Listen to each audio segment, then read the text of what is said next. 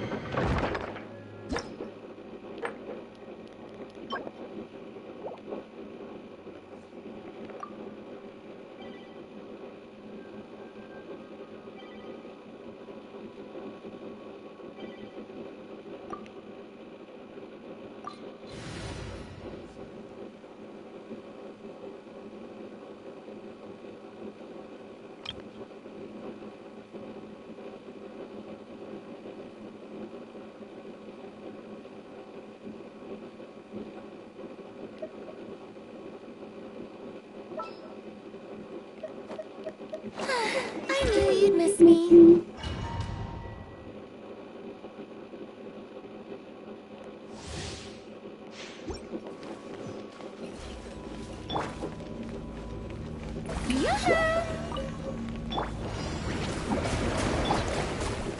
One with nature. Keep back!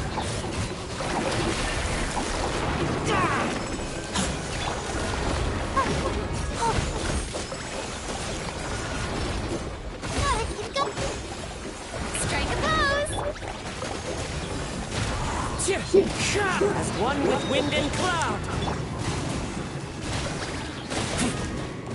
Get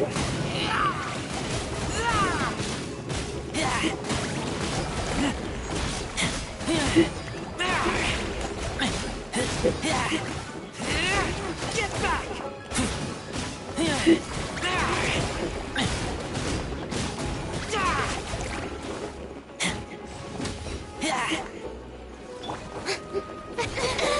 Am I...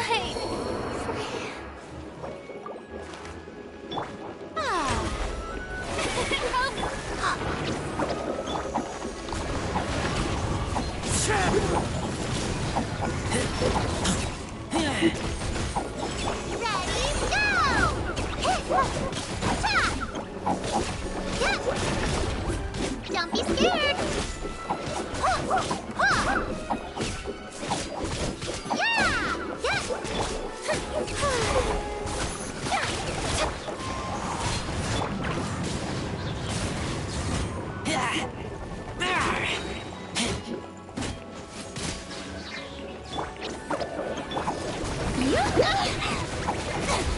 It's fine. Into the wind.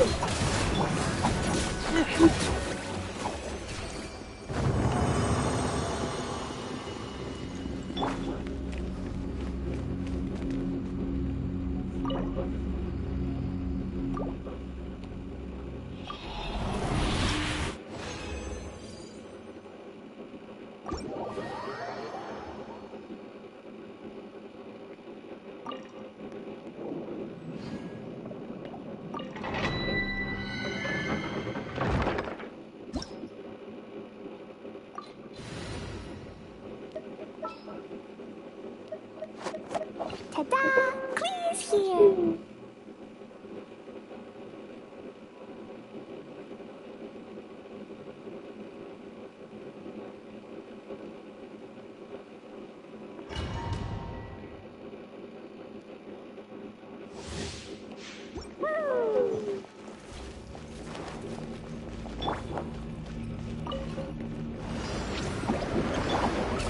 jumpy. Fallen leaves adorn my...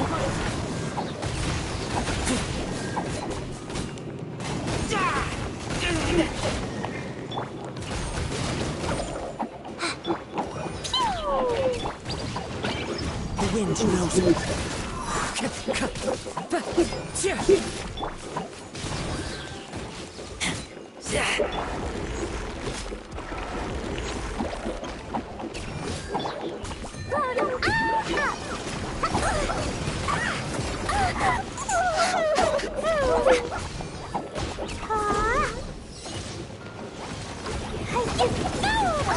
That really hurt!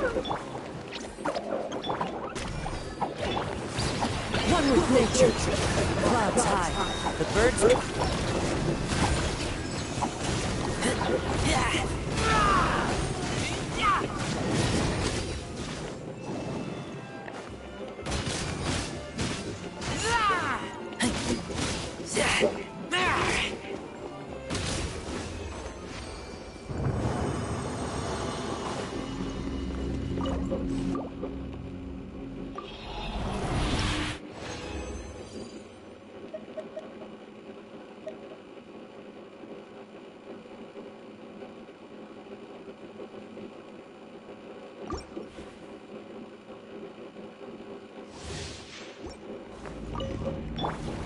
Stay put. Jumpy, jumpy. Into the wind.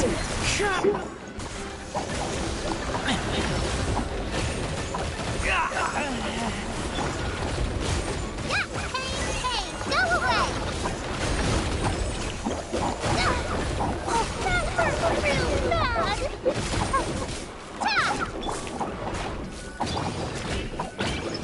One with nature.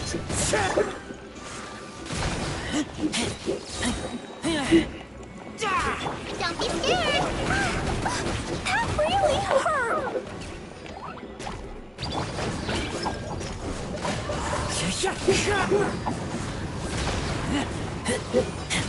As one with wind and cloud.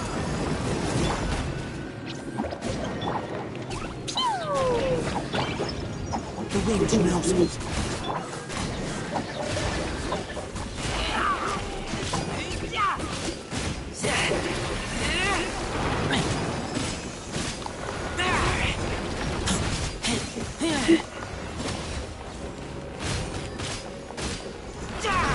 Get back!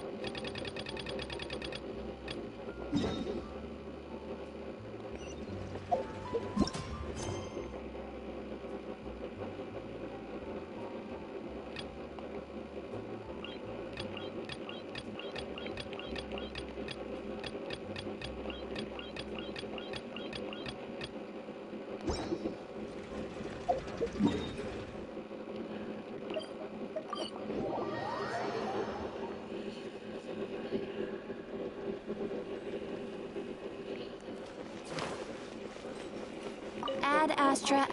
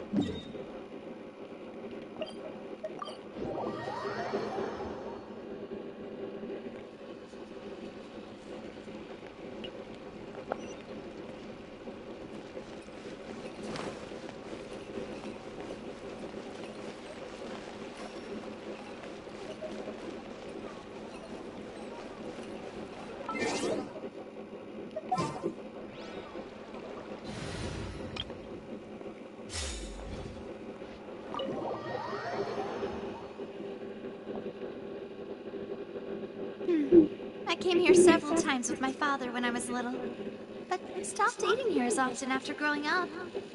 I hope the food here will be to your taste. Oh, don't worry. We haven't eaten at a hotel like this in a while.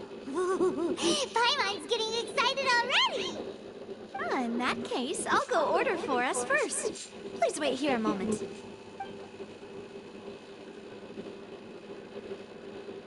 Ooh, everything looks so good.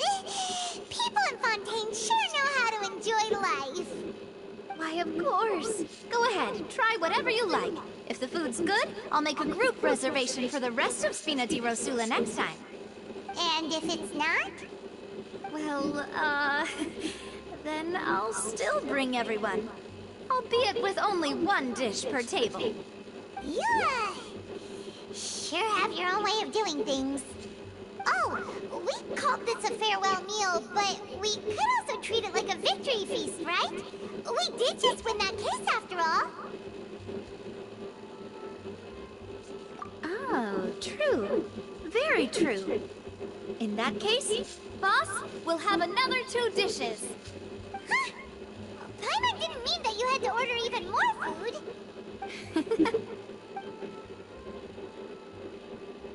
Speaking of cases, do you think that the mastermind behind the serial disappearances will get caught soon now that this has all happened? Well, we've certainly taken a big step forward, but I feel that's about it. We know that there's an organization that means to dissolve these young women, but we still don't know what they are really after. If it hadn't happened right in front of us, Paimon wouldn't have ever believed that a person could be dissolved like that. Right?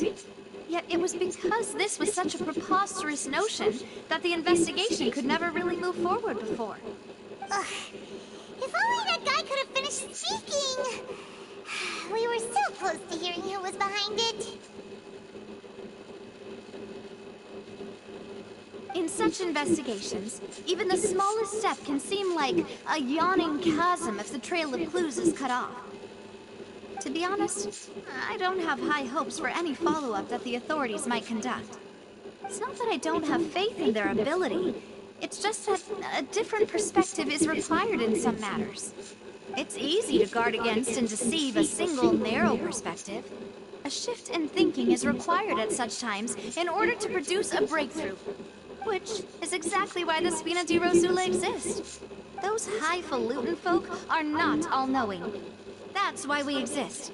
To seep into the cracks where filth falls through, where their watch fails them. That's the kind of problems we solve.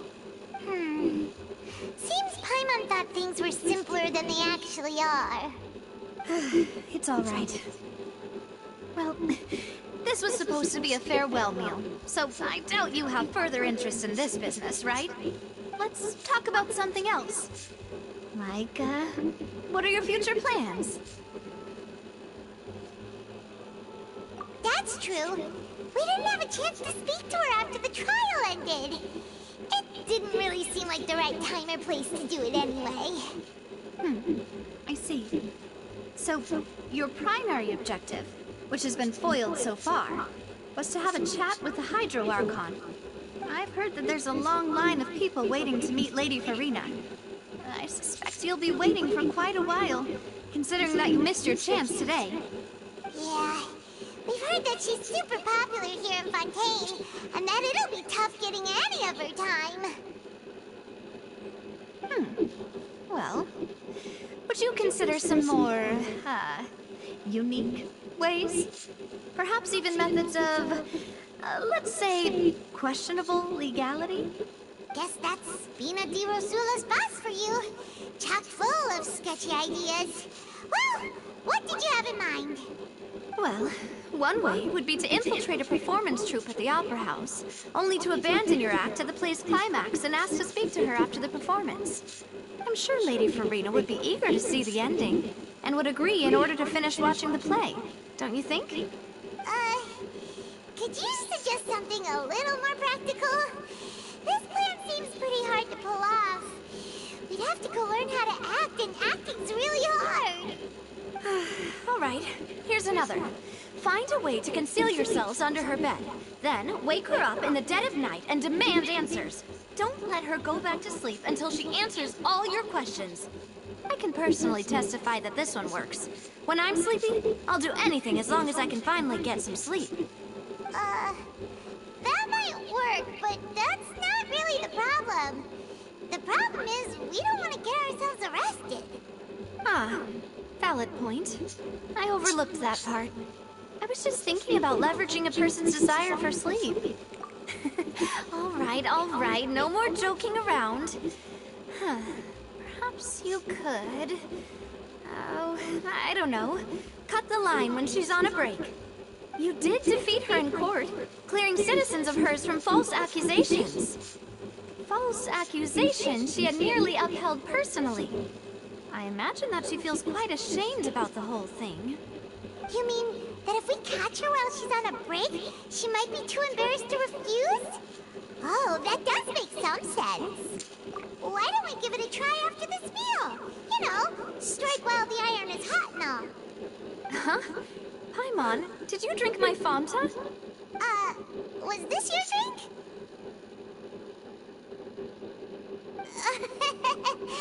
Sorry about that. Paimon wasn't really paying attention and the cup was right next to Paimon. Would you like to order another? No, it's fine. We're just about done here.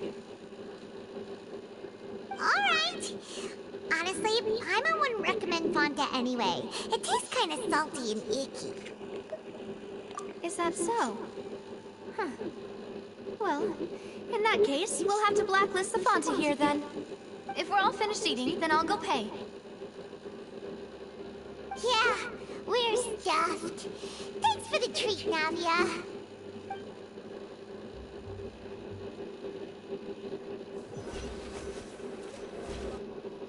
Oh, so full. Paimon can barely float anymore. Nah, that would be so normal. You know, like you. Okay. As for expenses this month, we're left with... Hey, Navia, what are you doing over there? Oh, nothing. It was just a meal, you know? Nothing the Spina di Rosula can't cover.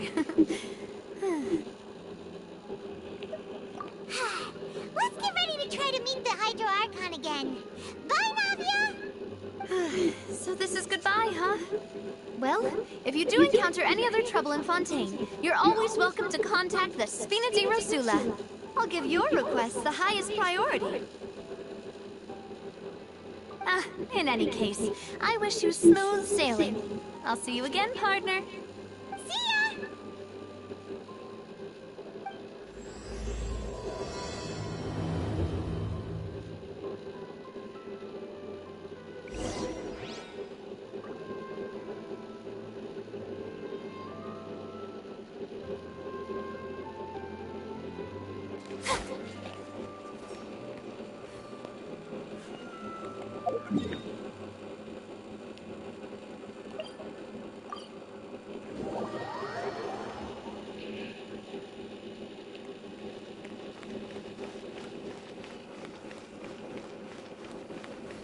Strike a pose!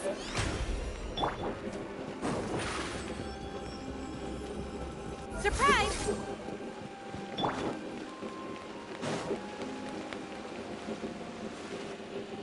There aren't many people around anymore. Looks like that boat we took to Aranias might have been the last one. Vache. Looks like we're back here again. Huh? Traveler? Are you hearing voices again? That's kinda spooky. Are you sure we don't want to come back in the morning? Vache. Vache. Hey, why are you still walking towards it? There might be something nasty in the water. Huh? Hang on. Paimon can kinda hear a voice. It's calling for Vache, right? Hey, Traveler! Stop walking! Come on, wake up!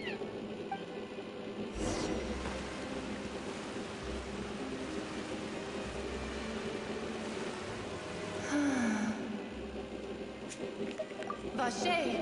Are you... my dear Vache? No, wait. You seem to be someone else. Do you know Vache? Do you know where my love is? I'm... Wait. Who am I?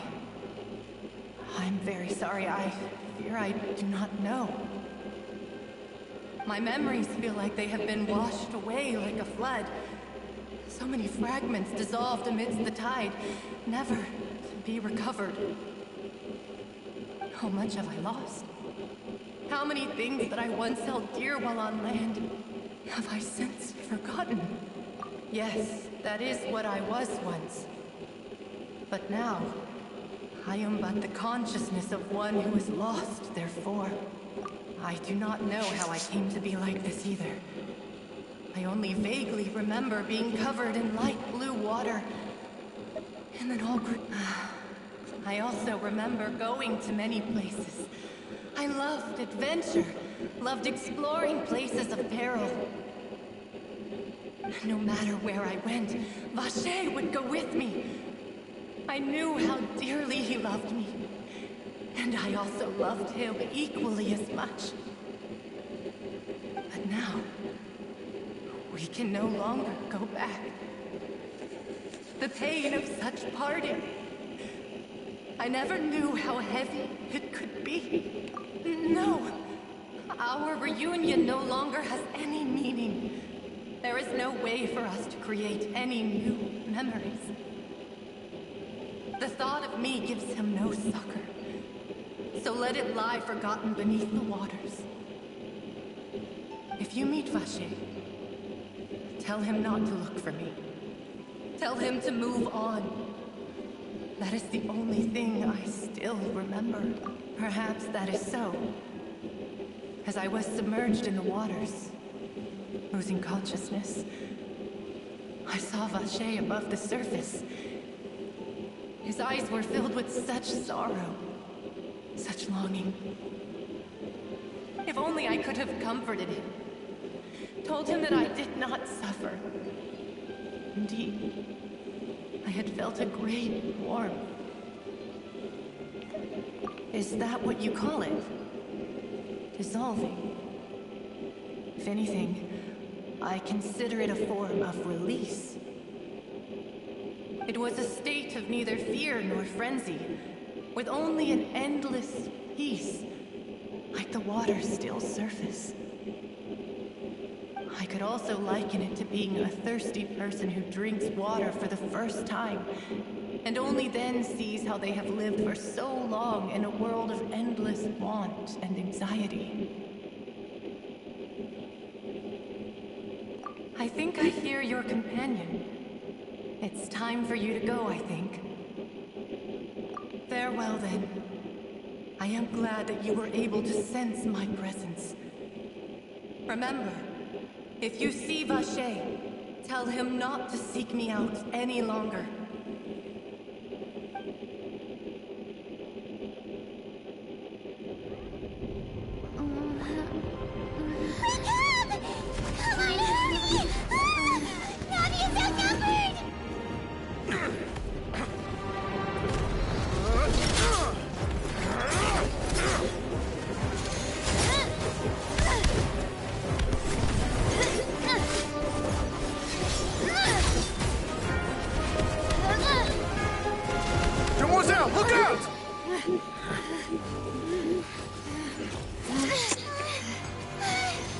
Dear God, it's a whole army of Gardamex.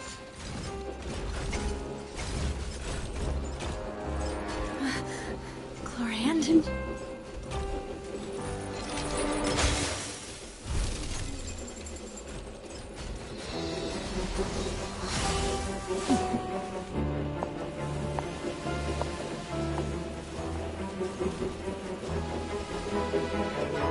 Quick, now's our chance!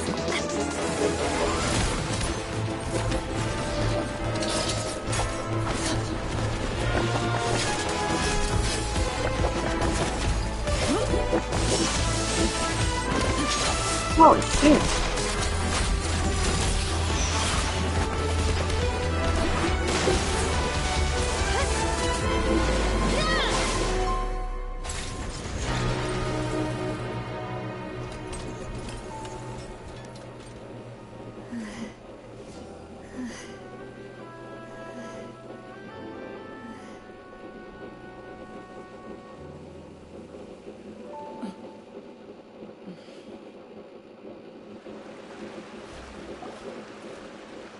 I should thank you for lending us your sword there, Chlorand.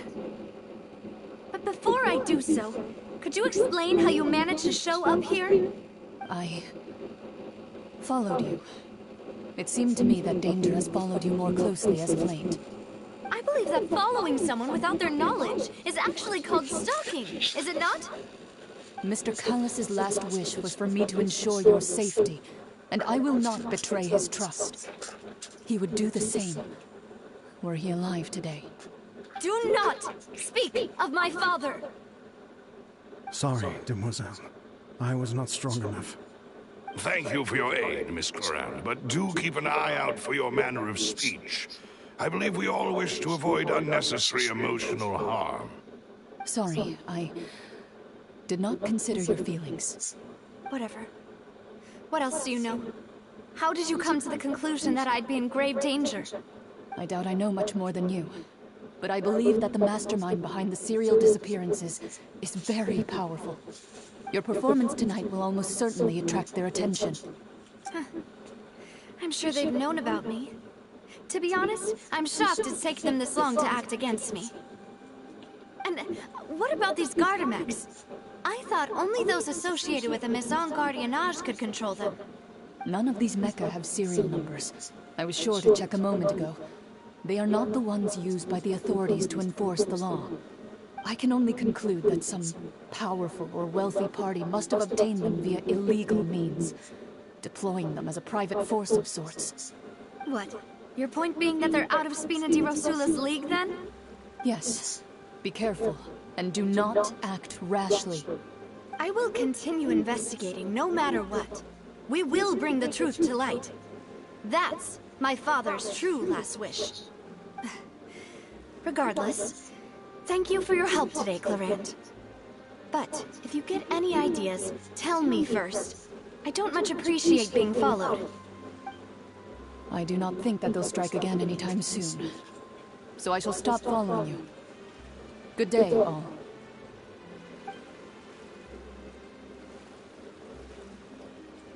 Right. I suppose that's the best news we've gotten today. Demoiselle, I believe that Miss Clorand was being sincere with you. If we tried, we could attempt to thaw relations a little. I know, I just... She's... Oh, thank goodness! Paimon thought we were done for! Those Gardamex came out of nowhere while you were unconscious, and Nadia and her gang saved us!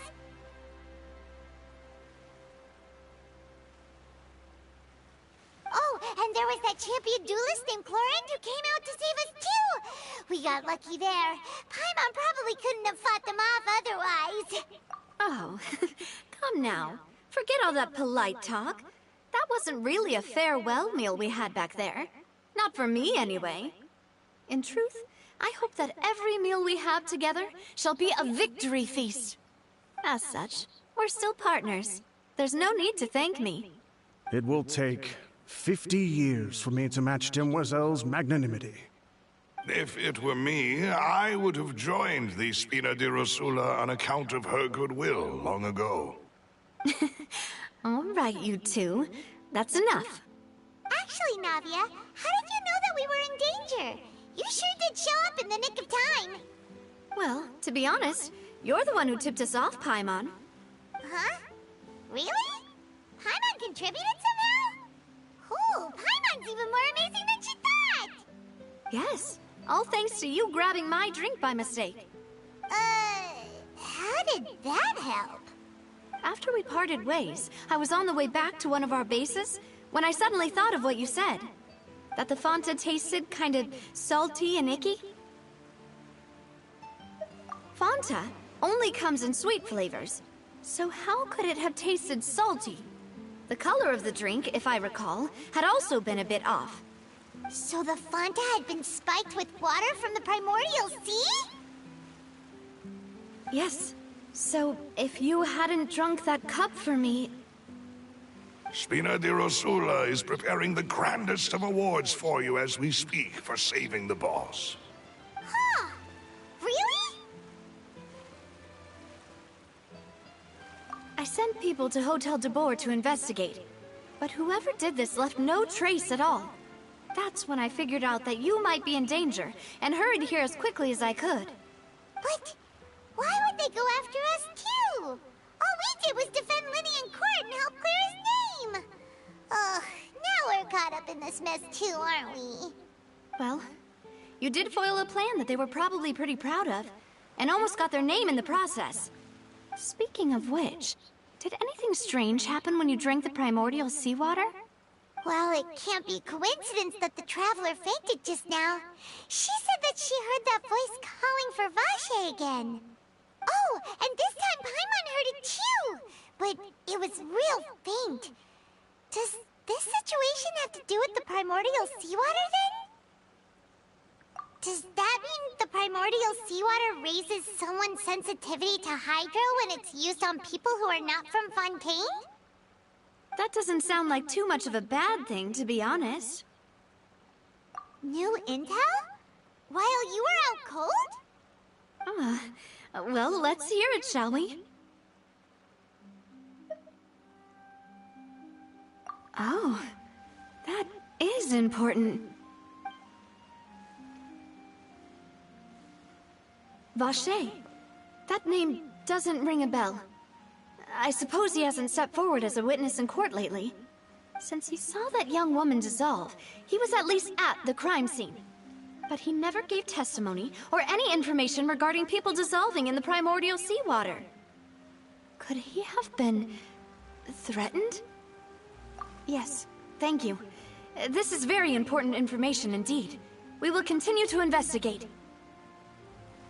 Oh, you mean you'll help us investigate? Well, you did say that our farewell meal didn't really count.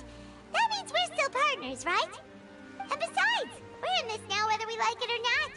You're not gonna let those people who targeted us get off the hook so easily, are you, Traveler?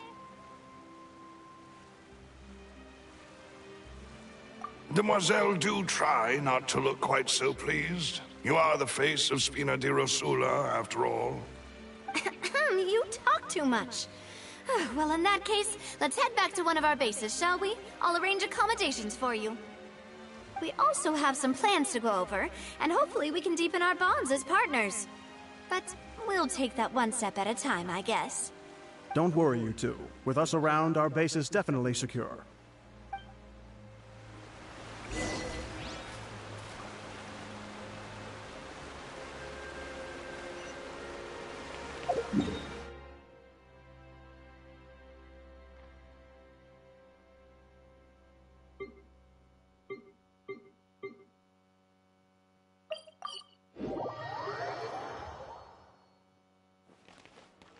May I present?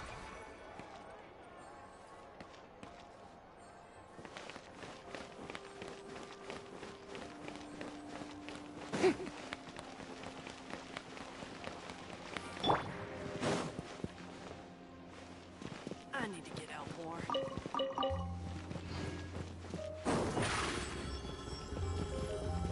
Step on up!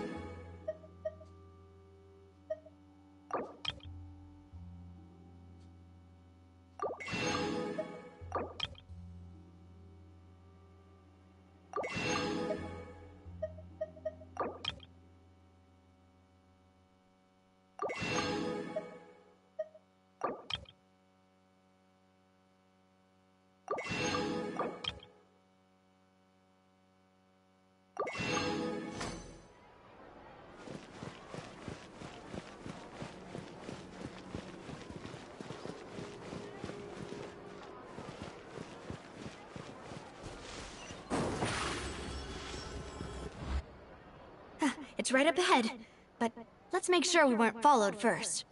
I've been keeping watch, Demoiselle. I haven't spotted anyone suspicious thus far. Huh, very good. But let's not let our guard down for now. I shall find rooms for our respected guests. Thank you, Malus. Now, let's continue, Traveler.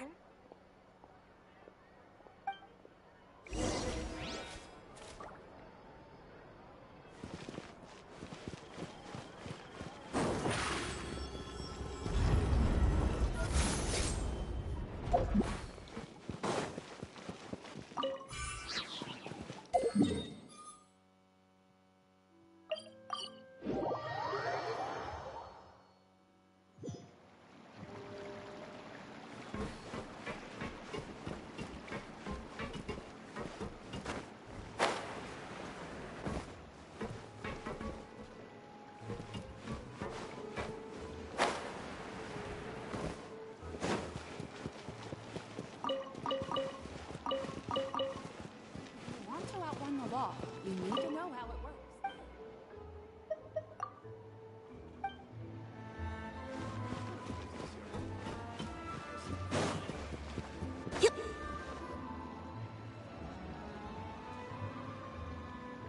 So, this is your base?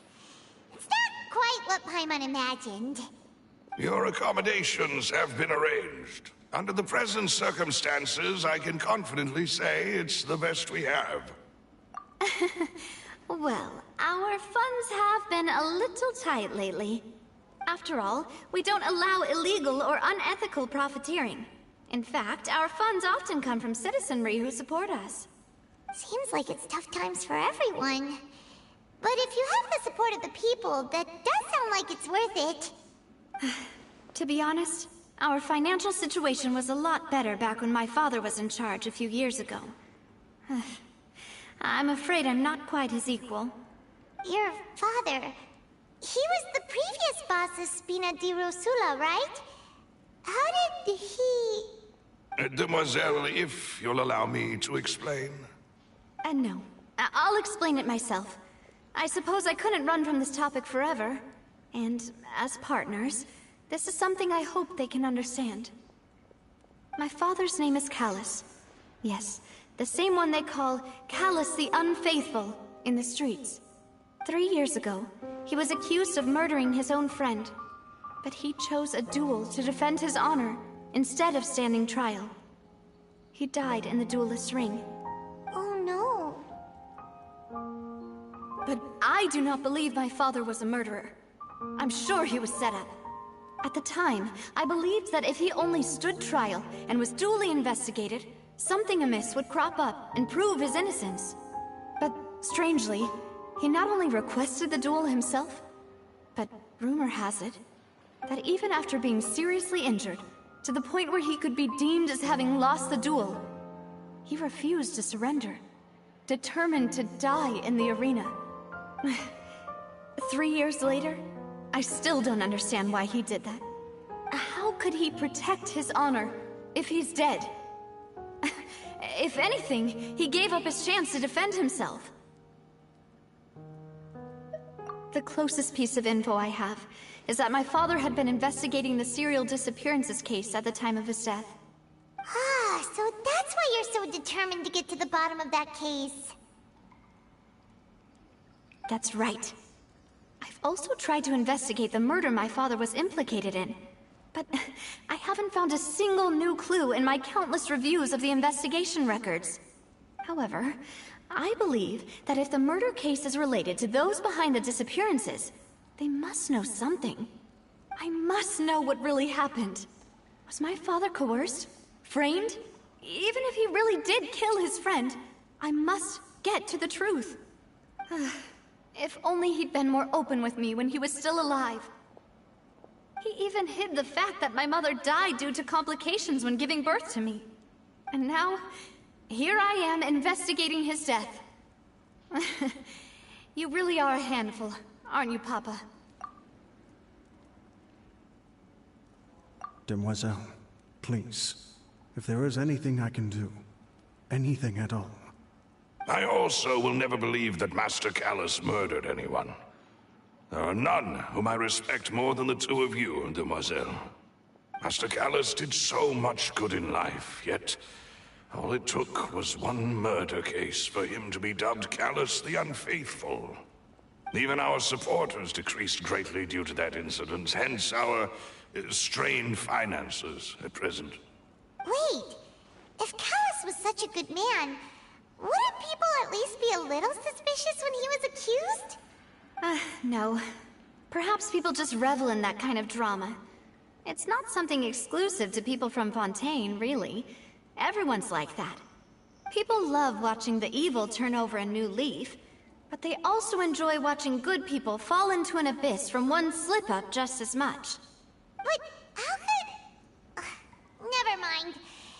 If Callus was really falsely accused, we have to find the truth. He didn't deserve to have that happen to him. There is one other thing. Master Callus's opponent in the duel was Ms. Clorand. Oh, her? Well, then, isn't that as good as saying that she was the one who killed him? Yeah, that's not the sort of thing that you can just let go and move on from. Miss Clorand has always placed great emphasis on the honorable nature of the duel. If her opponent doesn't yield, she will not stop either. She knew Master Callus beforehand and greatly respected him, but seeing how he was resolute in the arena, there was only ever one choice she could have made. It's not that I don't understand her at all, but I just can't deal with this yet. Don't worry, Navia. Paimon knows how you feel. You don't have to force yourself to do that. Afterward, Miss Clorand told us that at the start of the duel, Master Callus requested that she ensure Demoiselle Navia's safety. Yes, that is our understanding as well. Oh, Papa. What madness drove you to ask the person who killed you to take care of me? All right, anyway, that's the information I wanted to share with you. Even if it did sound like I was just complaining towards the end. Thanks. You two should go and rest. This was quite a day after all. Yeah, Paimon's beat. Please, relax and get some sleep. We will ensure you rest soundly.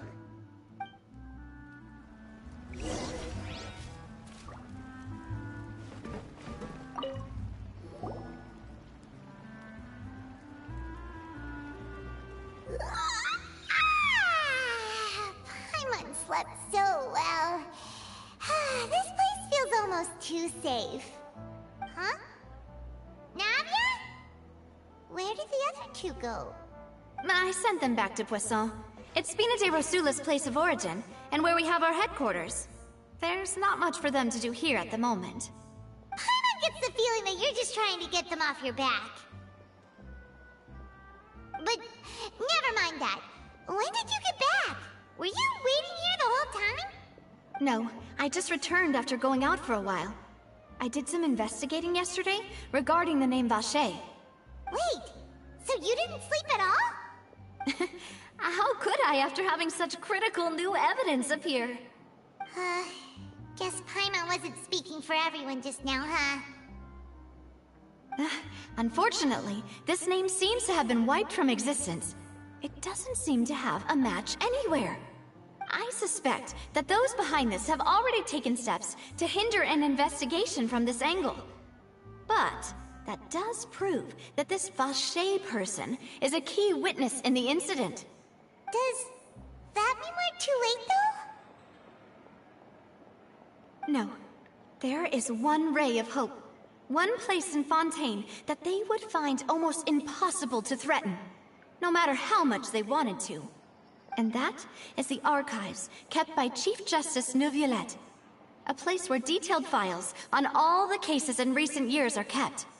If the Oceanette you met is one of the young women who went missing recently, we should be able to find some related information there. So Neuvillette maintains an archive of case files?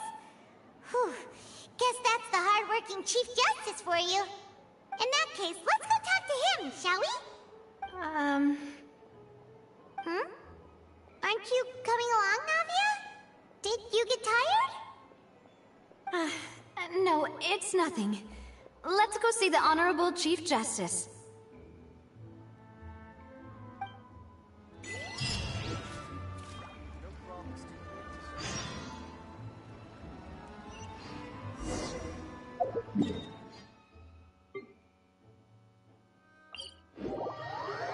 The Palais is right up ahead. Come on.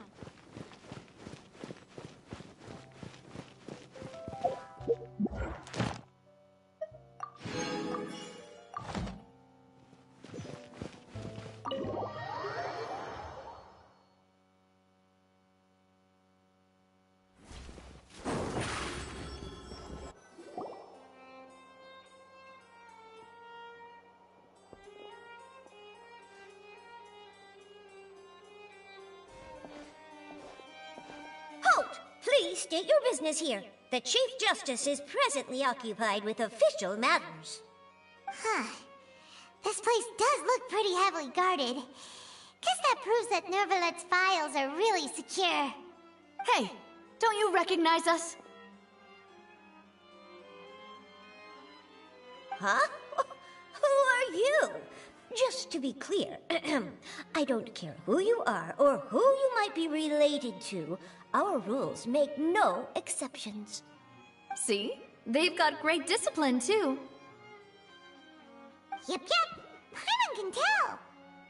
If you're here just to crack jokes, I can point you towards the exit. Unlike some, we're busy, so please leave if you don't have a reason to be here. No. What I meant to say is, shouldn't you remember us from a few days ago? We were at the trial of the great magician Linny. Oh, yes, I remember. I read about it in the Steambird.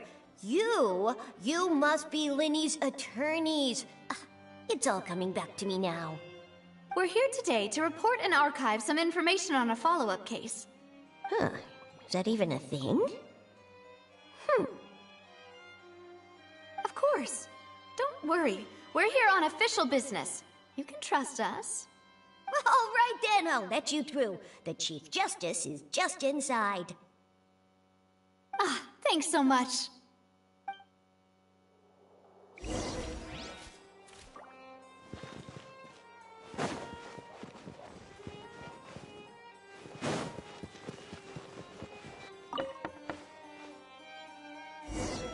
Please come in.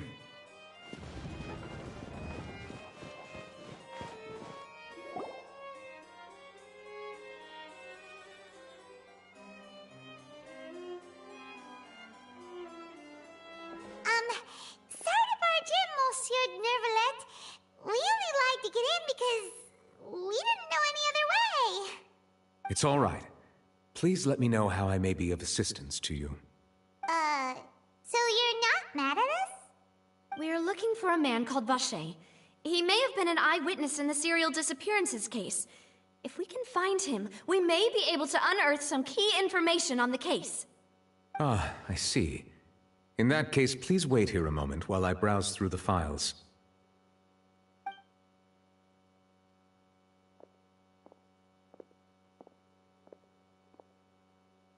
Who knew that Nervalet would be so easy to talk to?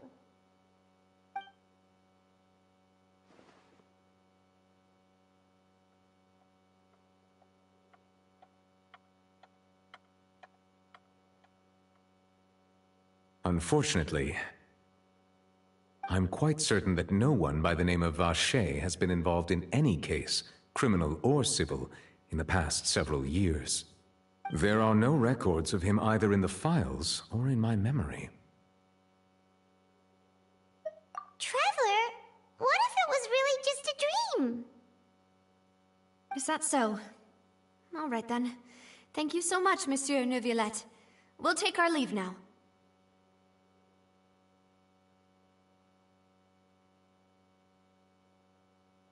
Ahem.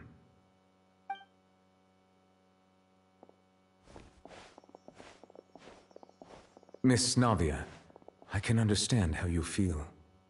Your father, Callus, was a truly exceptional man. We deeply regret his passing.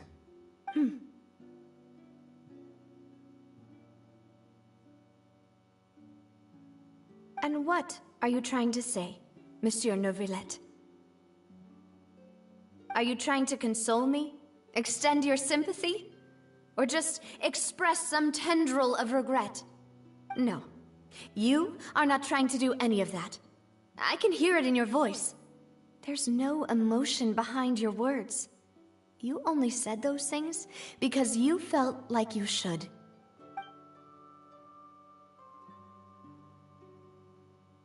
It's just like last time. After my father took his place in the duelist ring, I pushed through the guards to talk to you as a last resort. You even told me then that you thought there was something fishy with the case, yet you still allowed the duel to go ahead. In your eyes, the value of a human life is nothing compared to those cold laws you hold so dear.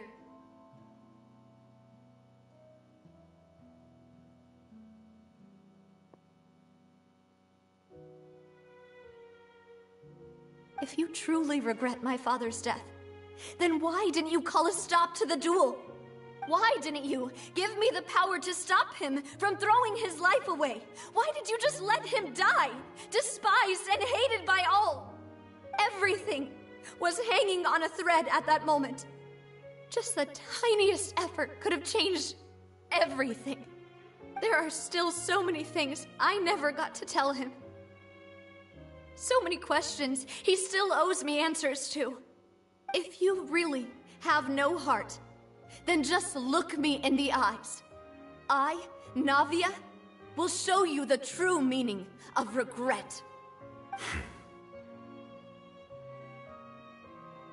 I'm sorry, Miss Navia. You and my father are truly alike. You keep all kinds of things in your heart and never say a word to anyone. It's not so much that you can't feel, but that you would never express anything. Oh well. In any case, everyone already knows full well the apathy of the Chief Justice. My apologies for taking my emotions out on you, Monsieur Chief Justice. Let's go, Traveler and Paimon.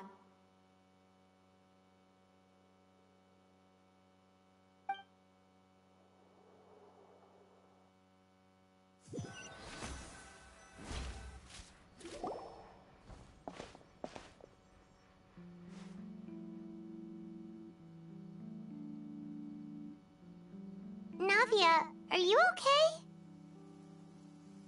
I'm fine.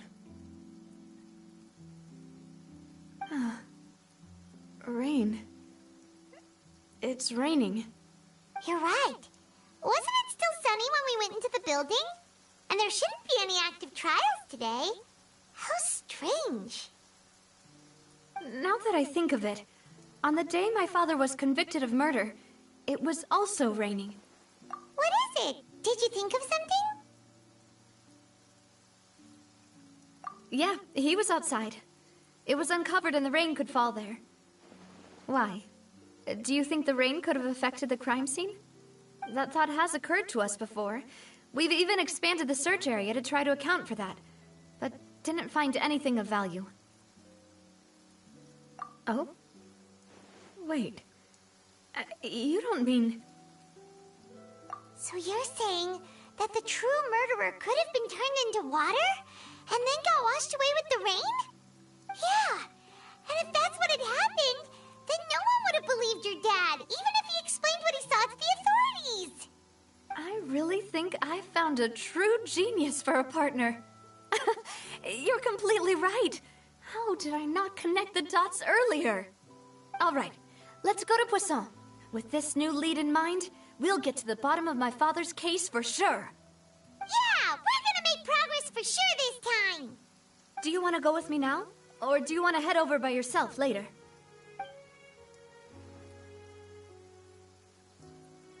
Great. Let's go then.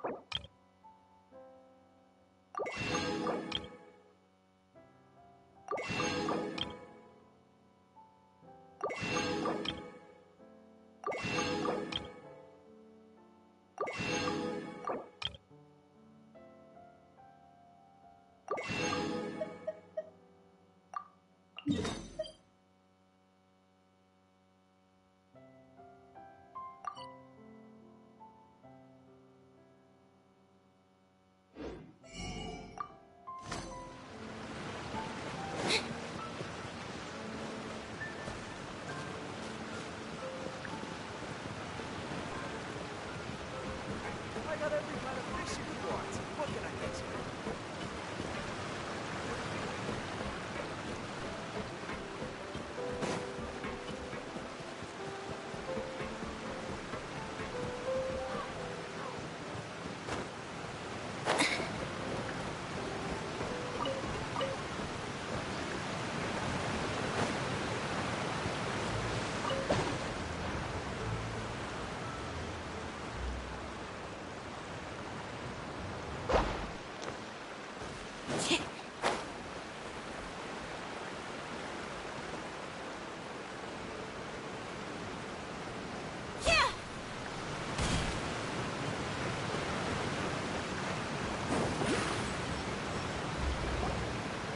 Whoa!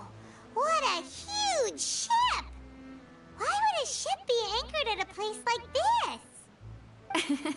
There's no need to be so surprised. While it may look like a ship, it's actually Spina di Rosula's headquarters. My father was the one who asked for it to be built like this. Perhaps our taste in exterior design is the only thing we occasionally had in common. A gigantic and glamorous ship embodies discovery, opportunity, ambition, and conquest. It symbolizes Spina di Rosula's bright and limitless future. And Paimon thought you were bluffing when you said Spina di Rosula had a glorious past. Paimon was confused why a group with such a history would live in the sewers.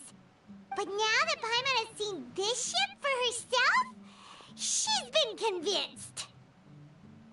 Well, Poisson is where Spina di Rosula began, after all. It's our main base, our home.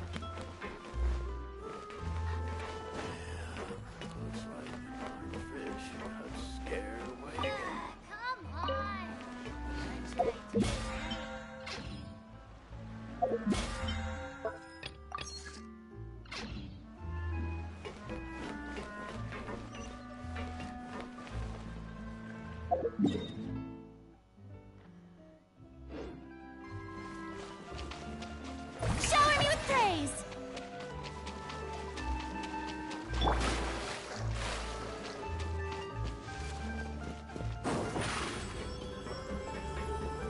Surprise!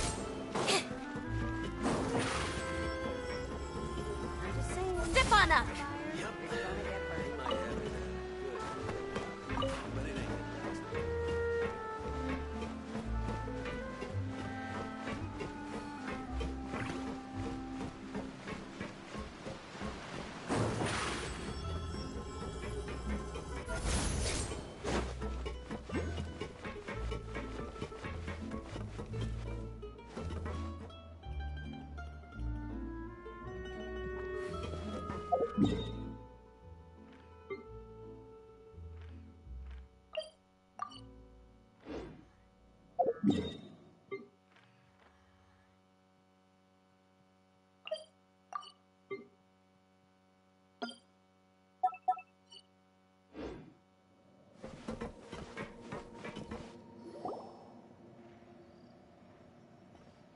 Maloose, we're back!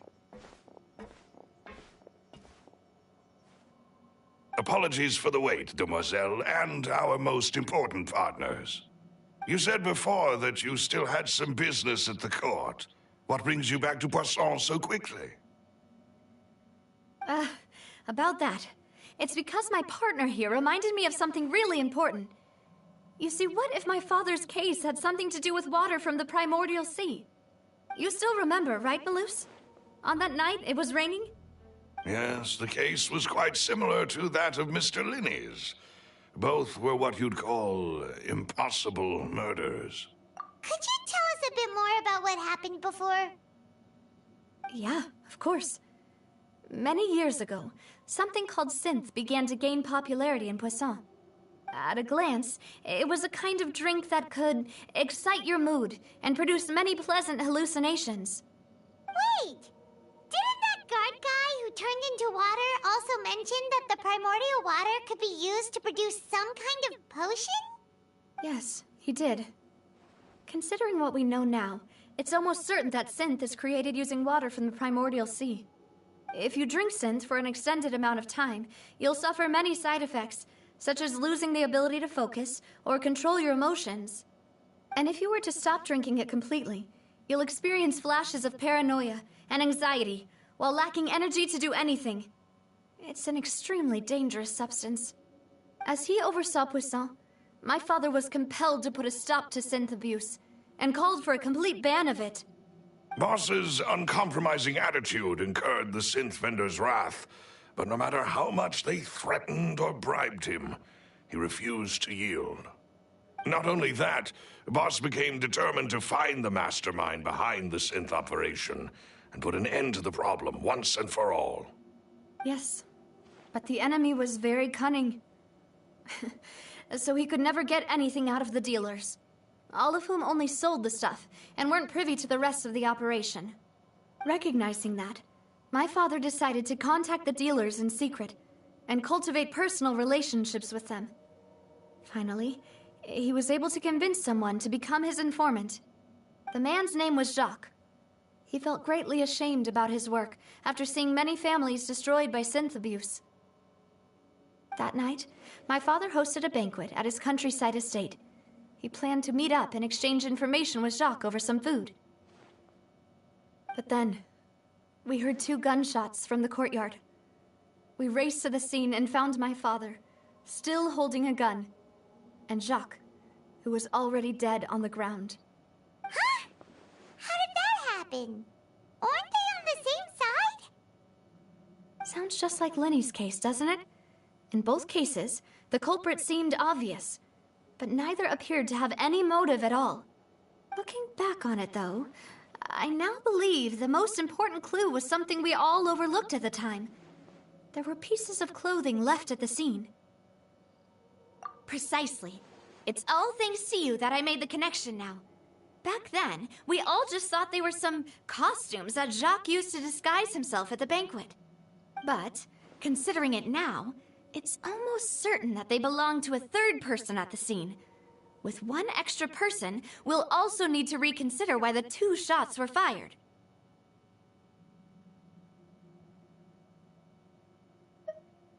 You're right. We still don't know what happened. But my intuition tells me that we're on the right track to figuring it all out. I'm finally headed towards the truth. Jacques was an empathetic man who was infinitely remorseful for his past actions. It's unlikely that he turned on Boss with 0 warning. I think this third person is probably the key to the full truth. On that note, however, even though this will not please you, demoiselle, as your and your father's butler, I must still offer a word of warning. Our opponent is insidious and cruel. They are extremely difficult to deal with, and Boss has already lost his life trying to bring them to justice. Even though Spina de Rosula has lost most of its former glory, Poisson has welcomed a new time of peace, and we have been allowed to live out our lives. There is no need to follow your father's path. It would be both wise and in line with Boss's wishes to step back and give up on the case. If that's indeed what he wished for, then he should have told me that himself. Was I not the closest person to him? And yet, I was the one most kept in the dark. What was the point of him dying without sharing any of the secrets he knew? Did he manage to protect anything in the end? Synth is still here. Callus the Unfaithful is still his epithet. And Spina di Rosula is barely getting by. Nothing has changed. Did he think I'd just accept his meaningless death and live out my life just as meaninglessly? I've never accepted that. Ever. Not since that day, and certainly not now. I want to find out the real answer for everyone's sake. For the missing girls, for the victims, and for myself. Navia. This is indeed the best moment to act. Your partner appears to be quite reliable, and more importantly, Demoiselle, I think you're also ready to take this on. So you do know something else, Malus? Yes, I do. In fact, even before that banquet, Boss already knew of the connection between Synth and the serial disappearances case. But what drove all the tensions to the boiling point was the revelation that you, Demoiselle, had been selected as the next target to disappear. What? Boss also didn't tell you that he had been diagnosed with a rare illness. The doctors told him that he had no more than 5 years left to live. And the serial disappearances case caused him great anxiety. 5 years was nowhere near enough time to resolve this long-standing conflict. But once he passed away, all the danger would pass on to you. Knowing all of this, he decided to use one final intimidation tactic before his death. He claimed to have already gotten his hands on some key incriminating evidence for the other side, and even told some members of Spina di Rosula about the details. But as long as you remained safe, he would not share the evidence with the public. If something were to happen to you, then he and all those he told would immediately expose all they knew about Synth and the disappeared victims. Right, so nobody would be able to get off scot-free. As we've seen, Boss's tactic has worked. Even though Boss has been gone for a long time, the other side has not tried to take Demoiselle's life. No, I don't believe it. He never appeared to look sick to me. No father wants their daughter to see them weak and haggard, especially someone as proud as Boss. To him, dying in a duel and suffering lasting dishonor as the unfaithful was still far preferable than losing face in front of his daughter. So he chose to die in silence, so that he could protect me. I'm afraid you're not understanding this correctly, Demoiselle. What Boss wanted to hand to you was not a parasol, but a sword. If Boss's spirit could hear you telling me that you want to find the answer for the sake of everyone involved, I'm sure he'd be extremely proud. That fool. Couldn't he have just given it to me straight? No. He might have set up everything precisely because he never thought I'd be able to understand him. Is that the amount of confidence he had in me? And what if I was never able to make it to where I am now? Yeah. I suppose that's true. With the way he'd set things up, if I had wanted, I could have just lived out my life without a care in the world. But thankfully, he rarely talked to me about complex matters, and thus understood little of me as a person. In this case, he really didn't need to give me an easy way out. Malus, what was the key evidence that he shared with you? It's the location where Synth is produced. Essentially, it's the enemy's headquarters. When he was threatening the enemy, Boss didn't share the specifics of the incriminating evidence he found. But if you want to use it against the enemy, you'll still have to take several things into consideration. Why? If we know where the place is, can't we just go storming in? You mustn't forget that we're fighting against a mysterious and dangerous organization that's been in operation for decades. There's no telling what might be lying in wait at their headquarters. We also have no idea what kind of evidence we may be able to find inside, nor what people we may be able to capture. But a single visit to their headquarters would be tantamount to a formal declaration of war. The worst case would be that we leave empty-handed, but also open ourselves up to full retaliation. Then, in that case, why not work with the Fontaine authorities? Well, you saw one of them dissolve during Mr. Linney's case. We have no idea just how thoroughly they may have been infiltrated. Huh. That's true. Seems my father really had no choice. But things are different now. It should be a lot easier to prove the other side's guilt, now that we've connected Synth with the disappearances case. You sound like you've put a lot of thought into this, Maloose. I am the butler, after all. I live but to serve the boss and Demoiselle's will. I've always been willing to take on any kind of risk for your sake. But considering my relative lack of ability, I've spent my time keeping secrets, performing basic investigations, and waiting for the right time to come. Thank you for all of that, Maloose. Have you discovered anything new in the past few years? Let me think. One conclusion I came to was that the enemy must be quite familiar with Spina di Rosula, or at least have an informant planted here.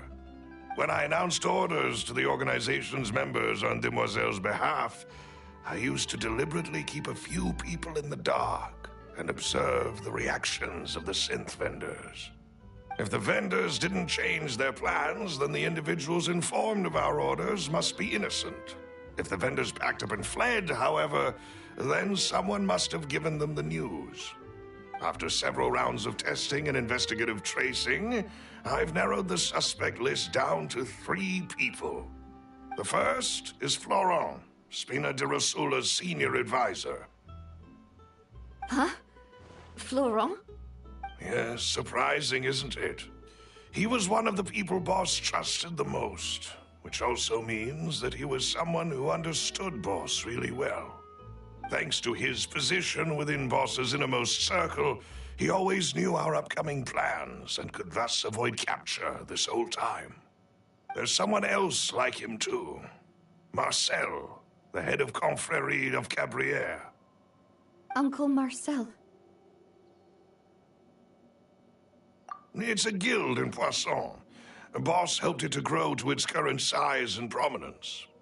In the beginning, they were only reselling some daily goods, but now they're one of the richest guilds around with a lot of business connections in the city. So, they're like a sister organization of Spina di Rosula? Yes, you can say that. When we were fighting against the synth dealers, they provided us with plenty of support. It's a bit difficult to imagine someone using their own money to hunt down themselves. The final suspect is Thierry, the man responsible for coordinating information between Spina di Rosula and the guards. Although the guards mostly leave us to our own devices, there are still many activities we have to report to the local authorities. Since Thierry is always in the know about our current activities, he could theoretically always plan one step ahead. I see. These are all people who I communicate with quite regularly. To think that the enemy we've been fighting against has been right next to me all along, among those I trust the most. It's almost too hard to believe. If you want to investigate them, please take every precaution to not alert the quarry. Judging from our experience, the enemy is extremely cautious. Of course. And thank you, Maloose. You've provided us with a lot of great information. You're too kind, my lady. I'm just doing my duty. And before I forget, proving Boss's innocence would also mean clearing him of blame in Jacques' death. After that incident, Jacques' wife and daughter were taken into the Spina's care. They still live in Poisson today. If it might help, you could also pay them a visit. I can make the necessary arrangements. Oh, thank you so much, Melus. You really are the best. A new case awaits, my dear partner. I hope we can work together to uncover the truth and end this case once and for all.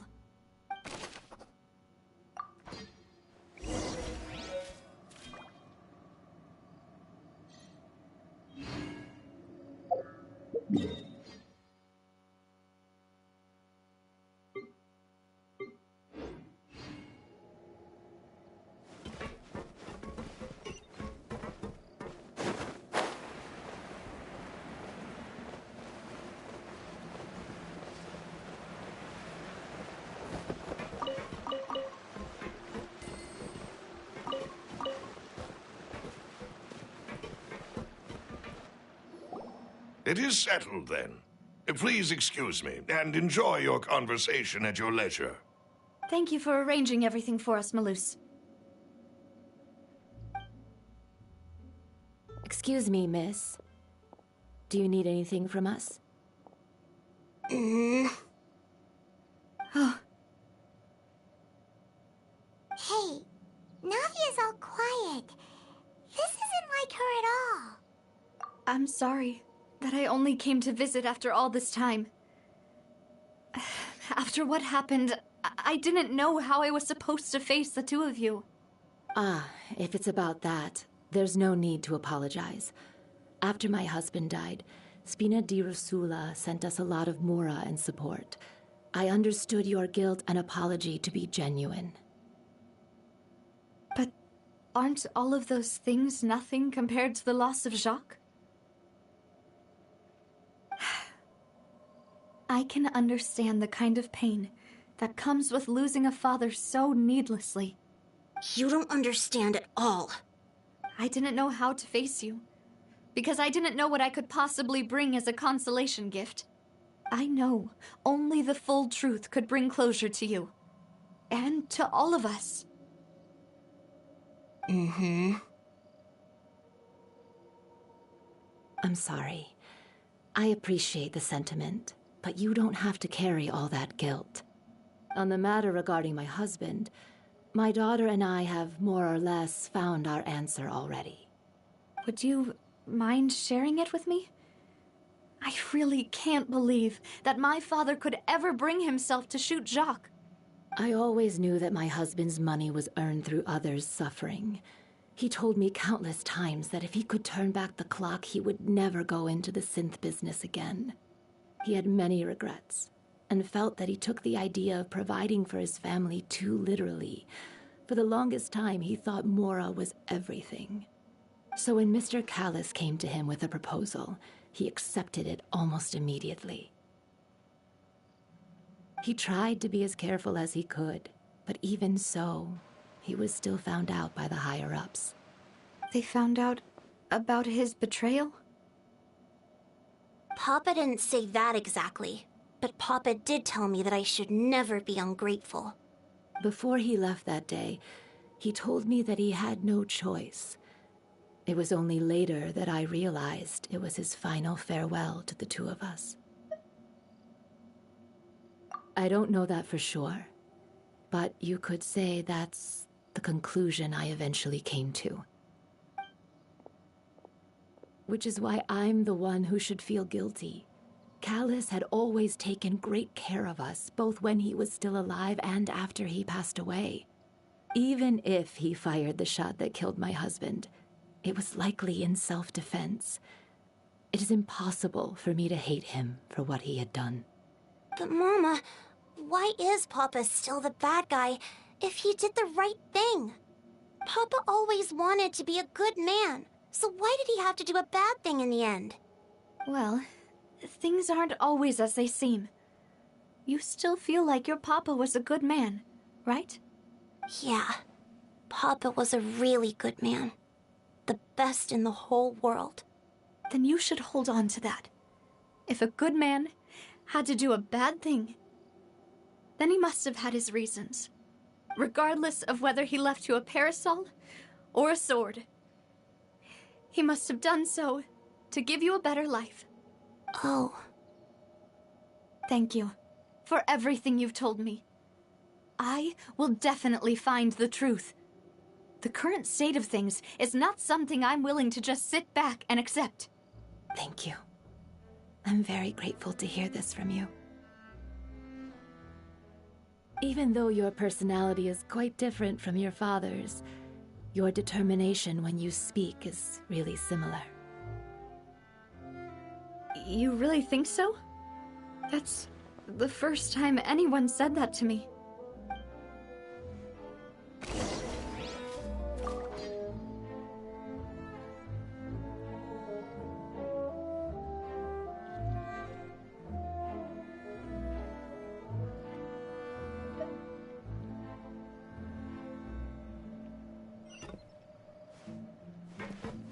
Are you okay, Navia?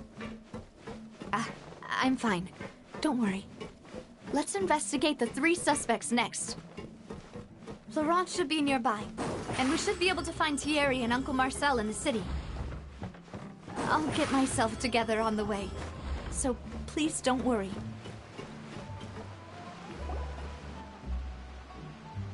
Greetings, boss. How may I be of assistance today? I'm sure you've heard about what happened at the Opera House? Someone got turned into water right in front of us. Yeah, I've heard. With something that dramatic, I'm sure journalists will milk it for all it's worth. And it'll be all the talk for the next several weeks. It also reminded me, on the day that the incident happened with my father, it was raining outside, and we found some clothes left at the scene. After my partner here put the dots together for me, I feel like we should try to reopen his case. Can you do me a favor and try to recall what happened that night? Let me think. Mr. Callis was feeling pretty upbeat that day. So he was drinking and bantering away with us at the table. After that, he told us that he wanted to go get some fresh air. So we let him go without thinking much of it. Who knew that we would hear 2 gunshots ring out right after? My first reaction was that Mr. Callis's life was in danger. So I grabbed my holster and made a mad dash toward the scene. But when I got there, it was already too late. Mr. Callis was standing over a dead body with a gun in his hands. All we could do was look back and forth at each other, not knowing what to say. So you also remember 2 gunshots then? Indeed. The guard said that the first shot didn't hit anyone, while the second killed Jacques. But I've never really bought that explanation. Reason being, Mr. Callis had left his gun on the table. I even made sure to confirm that before running to the scene. But according to the guards, that doesn't mean he couldn't have had other guns on his person. About the clothes left at the scene that you mentioned, do you think there was a third person there who was turned into water? At least from our perspective, my father had no reason to kill, so he would also have no reason to bring an extra gun with him. The gun he was holding probably belonged to Jacques, or a third person on the scene. Yeah, that makes a lot of sense. So you're saying Mr. Callis ended up with the gun because he seized it from one of the other guys? But hold on. If that's what had happened, then why didn't he share the truth with any of us?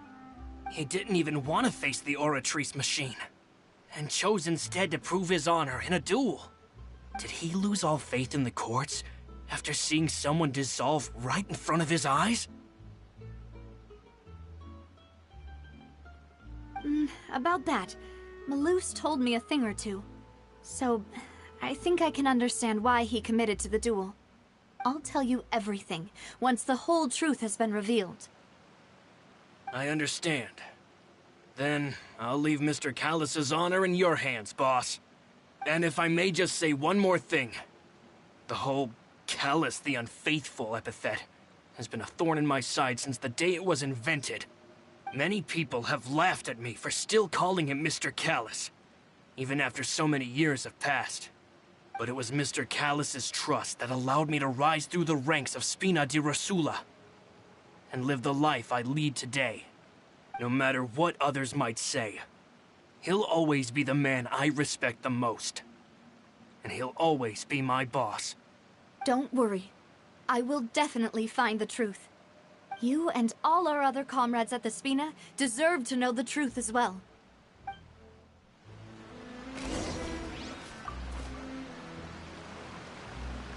Intel is just like teachers. You gotta invest a lot before you get started.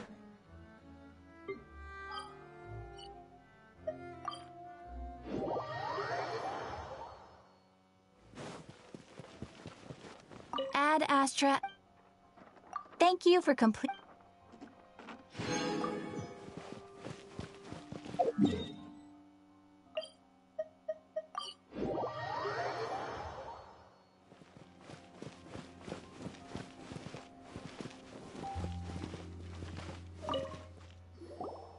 Hey, Thierry! It's me! Oh, now, what brings you here, Miss Navia? I've heard that you made quite the name for yourself at the Opera House. Oh, so you've got news of that already. Oh, okay. Hey, I'm also a member of the Guards, you know. The way you make it sound, people would think I was sent off to Poisson because I had done something wrong. Are you sure there isn't a little bit of truth in that? Under normal circumstances, shouldn't you have been called back to the city already? I mean, where I work is really up to me. Let's just say I enjoy the ambiance of Poisson. Callis did a fantastic job running the town, building Spina di Rosula from the ground up and clearing many obstructions in my way. It would be next to impossible for me to find a similarly easy but high-paying job in the city. Anyway, enough chit-chat. Are these two friends of yours? You, here for some formal business? Yes. These two are my partners. What happened at the Opera House made us realize that Linny's case and my father's may be related. We're trying to reinvestigate the details of my father's old case. Ah, I get it. You think there might be more to the case now that we know people can be dissolved into water, right? I was also flabbergasted when I first heard of it. If you want to go through the original files from your father's case, I can help you look for them. That'd be much appreciated. Thank you. Actually, I have another question. Do you have the authority to dispatch Gardamex? Of course. Without them, I couldn't possibly handle Poisson on my own. Why do you ask? We definitely can't use them to forcefully get more evidence for your father's case. Well, you see, just recently, we were attacked by a horde of unnumbered Gardamex in the city. So, if you hypothetically wanted to do something against me, all you would need to do was get rid of the mecha serial numbers and send them after me. Then you think too highly of my abilities. Dispatching mecha is very different from controlling them. If I had to make an analogy, when you order a dish, the chef will make it for you. You can ask the chef to cook, but not to massage your shoulders or carry your baggage. If you try to make unreasonable demands, the chef would just think you're out of your mind and ignore you completely. The same goes for me and my Gardamex. Removing a serial number is also not as easy as you might think. There are a lot of complex steps to it, and it's almost impossible to keep it a secret. So I can promise you, those mecha were definitely private units. They're certainly not cheap. So, whoever their owner is must be super rich, powerful, or both. Now that you mention it, though, being in the synth business would definitely be profitable enough to afford this. Oh, then you're officially in the clear, Thierry. Oh, well, thank you for the vote of confidence, Navia. Jokes aside, I'd like to wish you all the best with your investigation. I'll be staying in the city for a little while, so just come find me if you need any support from the guards.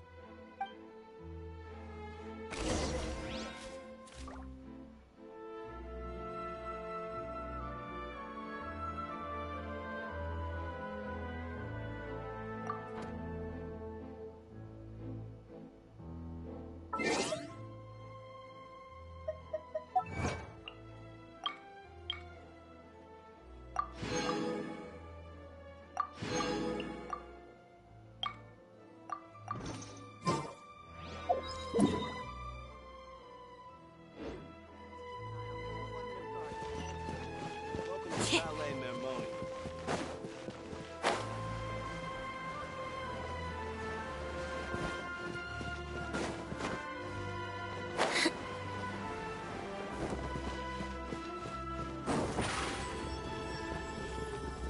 Surprise!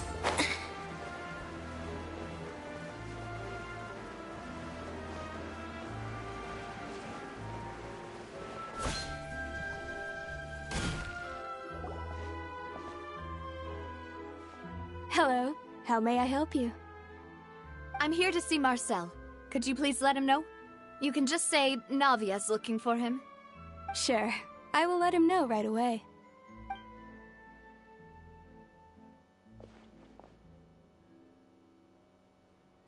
Navia, hello. Sorry to keep you waiting. I'm not as young as I used to be, so my legs are giving out a bit.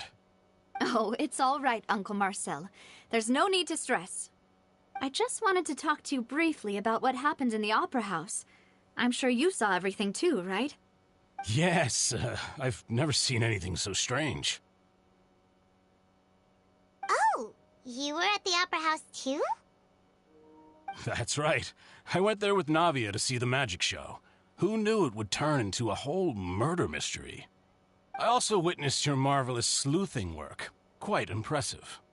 To beat the Hydro Archon at her own game on her own turf, I can already imagine everyone in Fontaine discussing your exploits over a few glasses of wine. Oh, Paimon doesn't want to become the talk of drunkards. Apologies. It's just how Fontaine is as a nation. Everyone loves drama and theatrics. Uncle Marcel, you've also noticed that other thing, right? The fact that humans can dissolve in water? Yes, I was reminded of your father's case right away. Is that what you're investigating now? Exactly. I still don't have much solid proof, but I can sense that the other side has already begun to act. Oh, and what makes you say that? We were attacked on Araneus by some unnumbered Gardamex. And there was also an attempt to get me to drink water from the primordial sea. If not for the vigilance of my partner, I probably wouldn't even be here talking to you right now. Oh, you're giving us too much credit. Wasn't it you who protected us? Alas, it seems things are heating up again.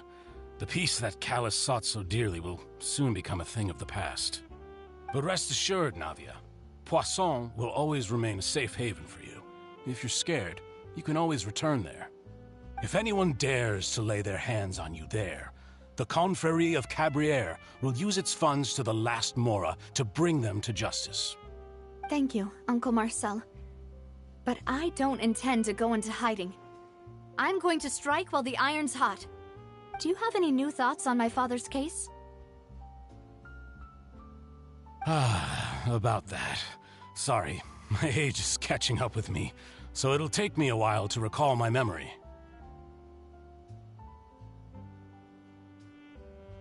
The Confrérie was responsible for that banquet, so I was out and about the whole time making sure things were running smoothly. I didn't even have the time to drink with the guests. Then I heard the sound of a gunshot, and the rest was history. Oh, it's okay. No need to push yourself. We'll ask around some more, see if there are any valuable clues elsewhere. Sounds good. Just let me know if you ever need Mora. All my wealth comes from Callus's patronage and support. I'll spend however much it takes to clear his name.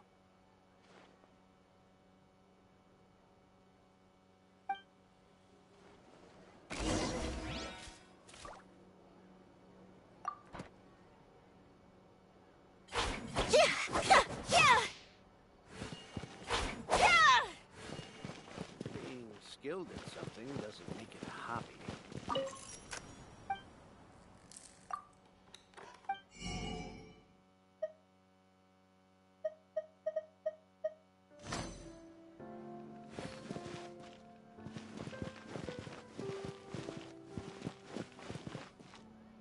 Every scent tells a story.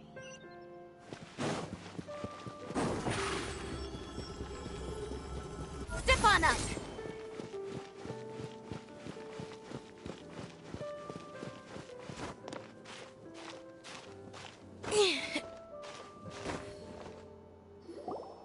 we've talked to all 3 suspects, purely based on their conversations with me. None of them sounded particularly suspicious. I suppose that's to be expected, though. If a single conversation's all that's needed to find them out, then my father wouldn't have needed to investigate the case for so many years. Anyway, even though we didn't make a breakthrough, let's still compile what we were able to find. But where should we start? Ah, you're right! Flora mentioned that Callus probably only ended up with the gun because of circumstance. That makes sense. According to Jacques' family members, he already told them that he had been discovered, and that he had no choice before he left home that day. If I had to guess, he probably received an order from the synth boss to kill my father. Had he refused, he and his family's lives would have been forfeit. So, Jacques fired the first shot?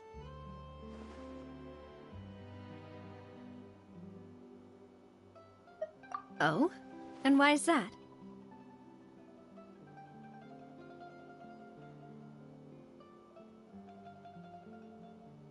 Ooh, that's a good point. Jacques probably already knew that he was just being used as a tool for murder. And once he had completed his mission, he'd be of no more use to his boss. So, what would make more sense from his perspective would be to turn his back on the Order and seek protection from my father. Makes sense. But without evidence, that's still just a theory. Besides Jacques, the attack from the Gardamex has been bothering me quite a bit as well. It's obvious that our enemy has become more antsy after the secret of the primordial seawater was revealed. Do you think he knew, even then, that we'd follow this lead to the end? Given everything that's happened since, it's quite possible. But who among the 3 suspects would have the ability to control privately owned Gardamex?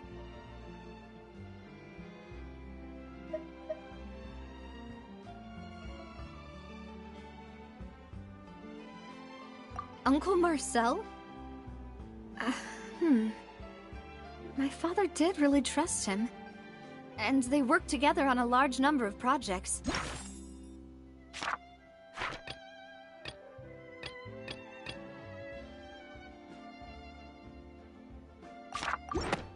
Maybe that's how he got to know Jacques. And with funds from the Confrérie, he could also afford a large number of Gardamex. It's still really hard for me to imagine, though. After all, Uncle Marcel has been around since I was just a child.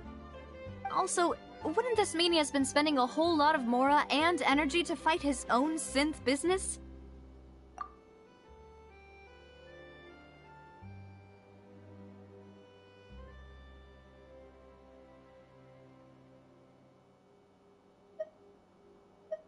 Florent? It is true that he was closest to my father, and thus had the best chance of learning about his dealings with Jacques. But as Spina di Rosula's advisor, his work mostly deals with personnel and security, so he shouldn't have much means when it comes to finances. So you're saying he's too broke to afford a mecha army? Exactly. He can't. And even if he could, I don't think he would be able to dispatch a whole group so quickly. Thierry, you say? Huh. It is possible that he's figured out a way to convert the Gardamex for personal use. But I didn't feel like he was lying when he was talking to us about the mecha. I also don't think he'd be able to keep that kind of tampering under wraps. Yeah. Had he actually tampered with the mecha, we'd be able to prove it with a simple check of the guard's inventory. If the mecha were taken from the guards, it should be pretty easy to find out when and how that happened. Who could it be?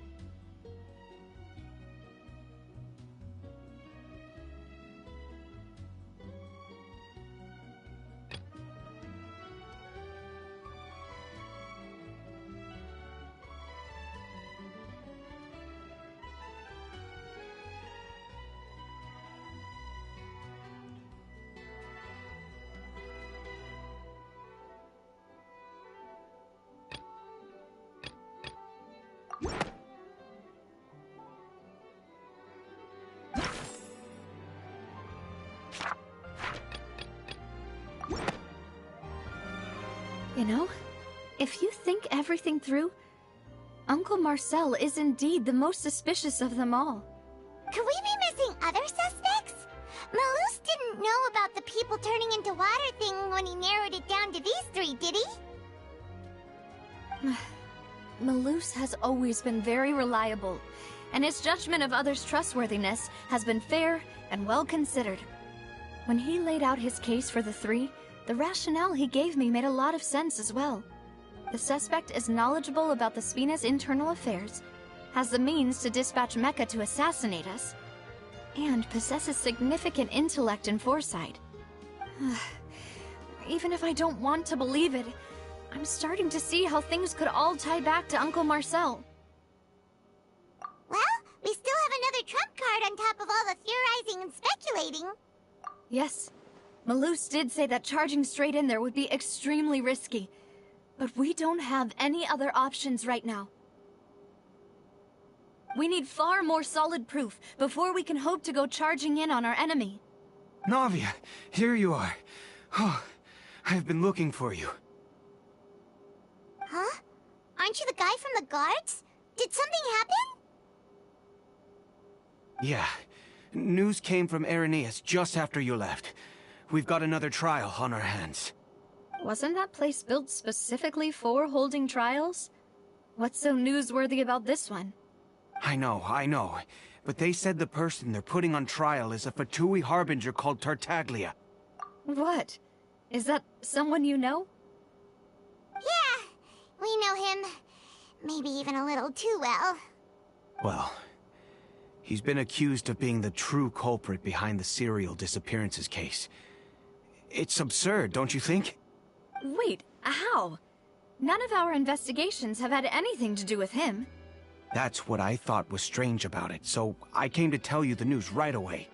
If the charge against him stands, then it'll be next to impossible to get the guards to support any of our planned investigations.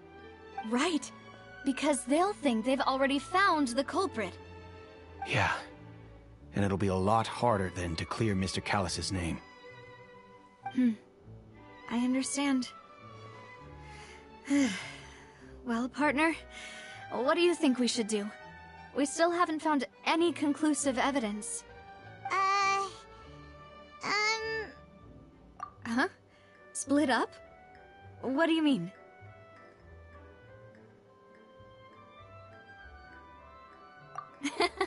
Just as expected of my partner. Since this is a trial about the serial disappearances case, the culprit's attention will be focused on Irenaeus, leaving his home base wide open. You're right. This is our best opportunity. All right then, let's do this. I'll stall them at the Opera House and charge Marcel as the true culprit. I won't have any chance of making that charge stick, though, unless we find more evidence. It'll be up to you to make it back in time and hand the decisive evidence to me. We'll help you, just like you helped us in Lenny's trial. Demoiselle, please allow us to accompany you. I'm ready. Ah, Malus, Silver, when did you two get here? We heard that you'll be leaving Poisson and figured that you might It's our hope that your confidence will be bolstered with the two of us by your side. Thank you so much. Then, let's make haste for Irenaeus. Paimon, Traveler, I'll see you at the Opera House. See you then!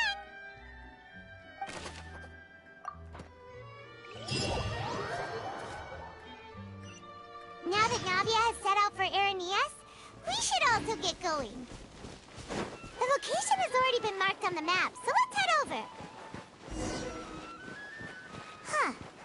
According to Malus's info, the synth production base is underwater. Let's go and try to find the entrance.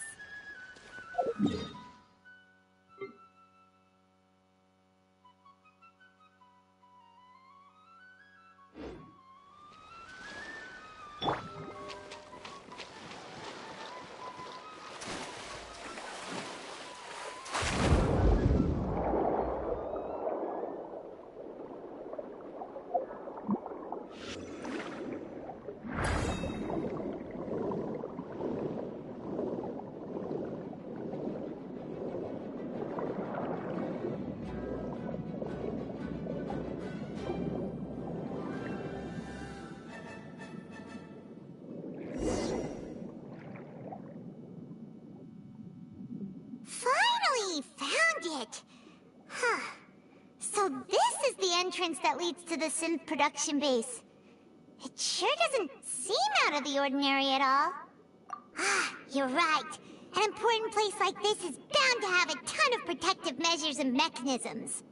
Navia's probably arguing up a storm right now to stall for us.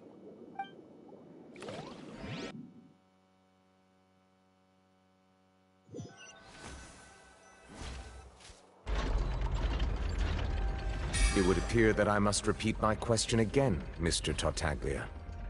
Do you accept the charge that you are the true culprit behind the serial disappearances case? To be perfectly honest, I don't understand your country's complicated court system, or the reason why I'm being charged with something I've never even heard of. However, I did hear that people who have been charged can choose to participate in a duel to clear their name. Is that right? In which case, as long as I accept the charge, I can have an all-out fight with that champion duelist Clorend, right?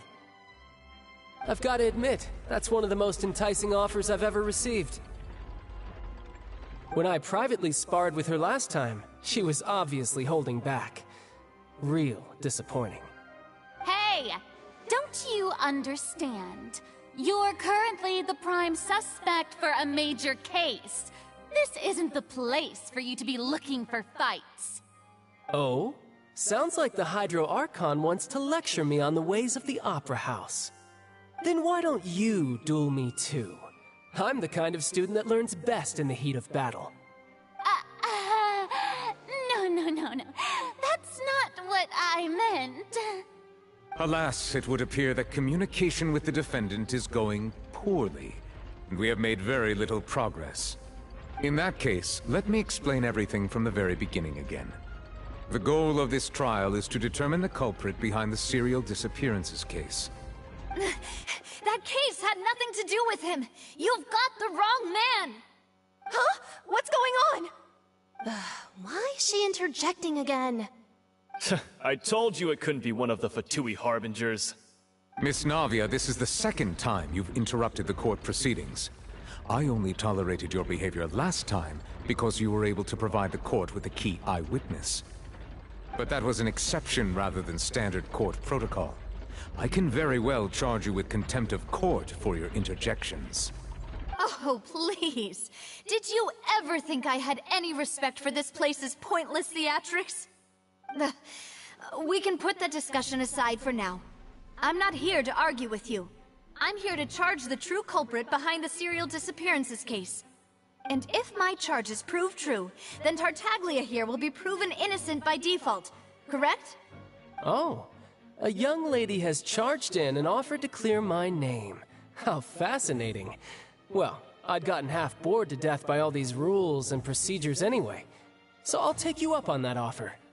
So, Your Honor, is there nothing else for me to do now? You may take a seat for now in the audience, but that doesn't mean the suspicions against you have been lifted. Now then, Miss Navia, who is the person you would like to charge instead? That person is...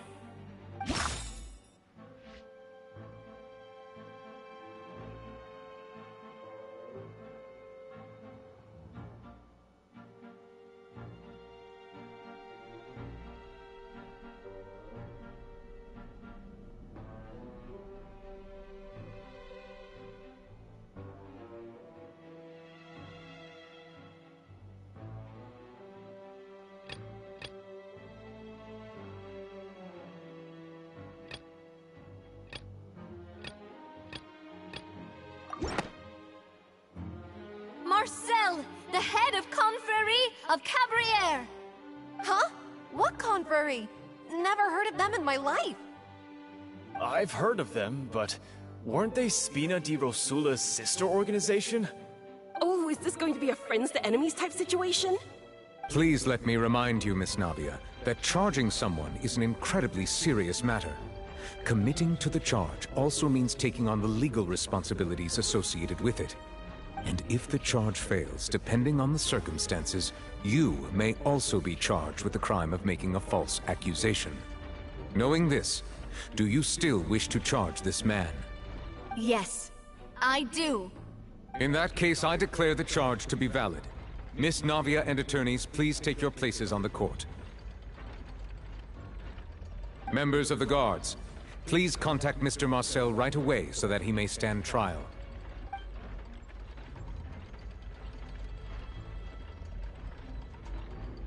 Mr. Marcel, you will not require an attorney. Is that correct? Apologies. It all just happened so quickly. I still haven't figured out what's going on. I think an attorney won't be necessary. This is probably just a misunderstanding between me and Navia. Very well. In that case, since both sides have now arrived, Miss Navia, please present your charges. I would like to take everyone back to 3 years ago, to the case of Callus the Unfaithful. Only through elucidating what really happened in that case can we connect all the dots for the serial disappearances case. Navia, do you really think that I was the one who killed your father? Come on, why would I do that? Callus was my benefactor, and remember, both you and I only ran to the scene when we heard the sound of a gun. If that's enough to make me a suspect, wouldn't that make everyone at that banquet a suspect as well? I think there's no point in getting into the specifics right now. The audience doesn't even have the big picture yet. Even I'm struggling to remember some details of that case. Exactly correct, Your Honor. I must refresh everyone's memory about that case before I can explain my charge and reasoning. I see. In which case, I will recount the findings about that case as originally recorded by Maison Gardiennage.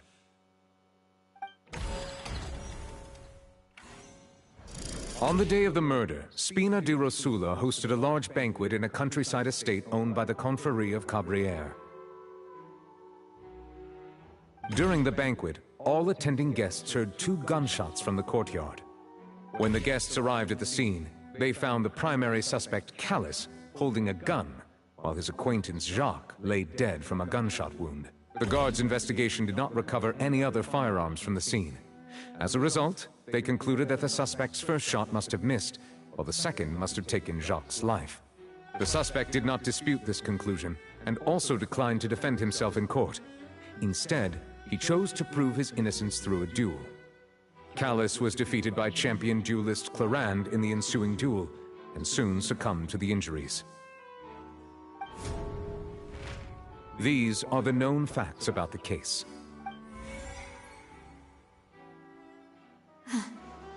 The one with the motive to kill was Jacques, not my father. And even so, Jacques still had no reason to pull the trigger.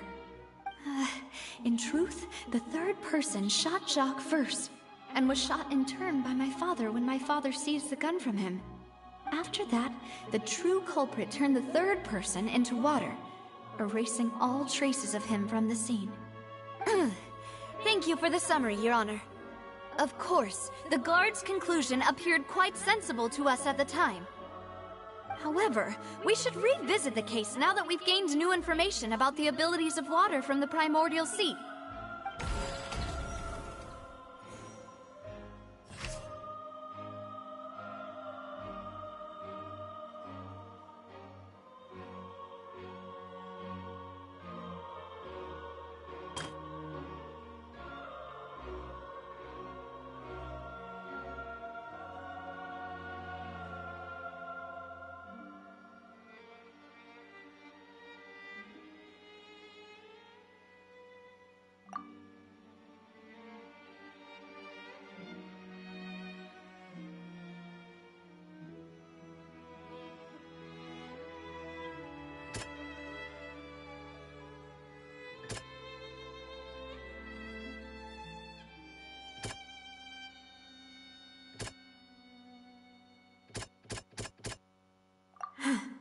Something's not right. Let me think for...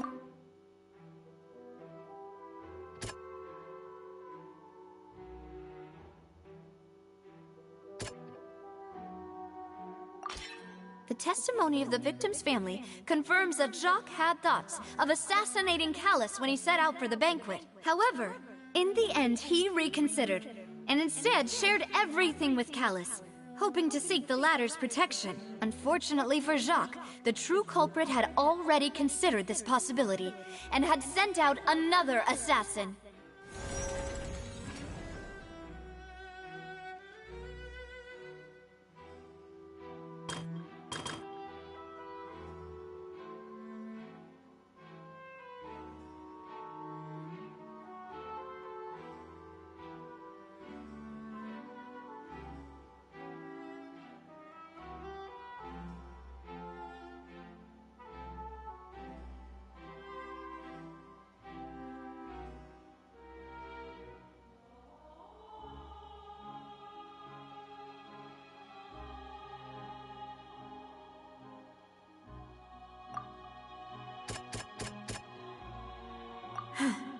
Something...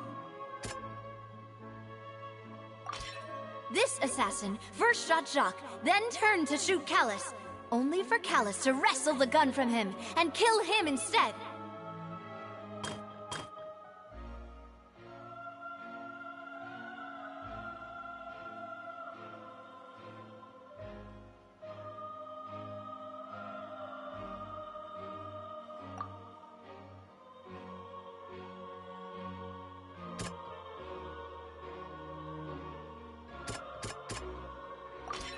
A pile of clothing was found at the scene.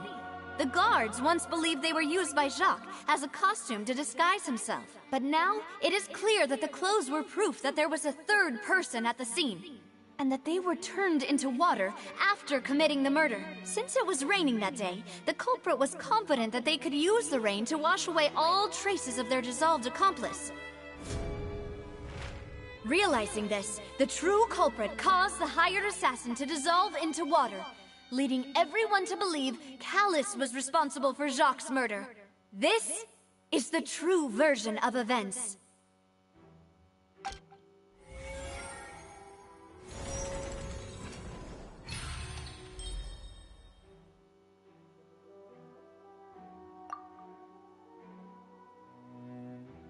So that's what happened. Wait, you're telling me something as dangerous as water from the primordial sea has been used for all these years? What a great theory. It also explains Callus's and Jacques' respective motives. I guess they didn't shoot each other after all. Mr. Marcel, you are the one being charged with the crime. You should provide a rebuttal if you wish to prove your innocence. Ah, but I think I agree with everything Navia just said. In fact, there was nothing in her speech that directly implicated me. Then, may I ask some questions? In my opinion, we primarily need to determine two things. One, do you have the evidence to back up your claims? I'm afraid not. At least not at this very moment. Boo! If you don't have any evidence, you should just go home! I may not have the evidence with me, but I know where I could go to collect it. If we look up the deserted clothes against a record of people who went missing around the same time, we should be able to find a match. Considering the serial disappearances case, the guards probably kept careful records of all missing persons from around that time, regardless of age or gender. That makes sense to me. Monsieur Neuvillette, I would consider this to be a reasonable investigative direction. Why do I feel like Farina's acting a little differently today? Maybe she's scared of embarrassing herself again? Alternatively, she's become more diligent after charging an innocent citizen in the last trial. My second question has to do with the ensuing duel. If the truth is indeed as you described, then why didn't Mr. Callus explain himself in court? If he had testified that a person had been dissolved, he could have at least mounted a defense. I've thought about this too, and the answer is actually pretty simple. He felt there were things that were more important to him. The dissolving power of water from the primordial sea is an important secret for the true culprit of the serial disappearances case. My father could have exposed it for all to see, but he chose to take it to the grave. At that time, Spina di Rosula was in dire straits, and his reputation had already been shattered. He had no guarantee that going forward with the truth would allow the culprit to be brought to justice. What was certain, however, was that it would paint a gigantic target on my back. Boss once told me that Demoiselle had already been selected as the next target of the serial disappearances case. What?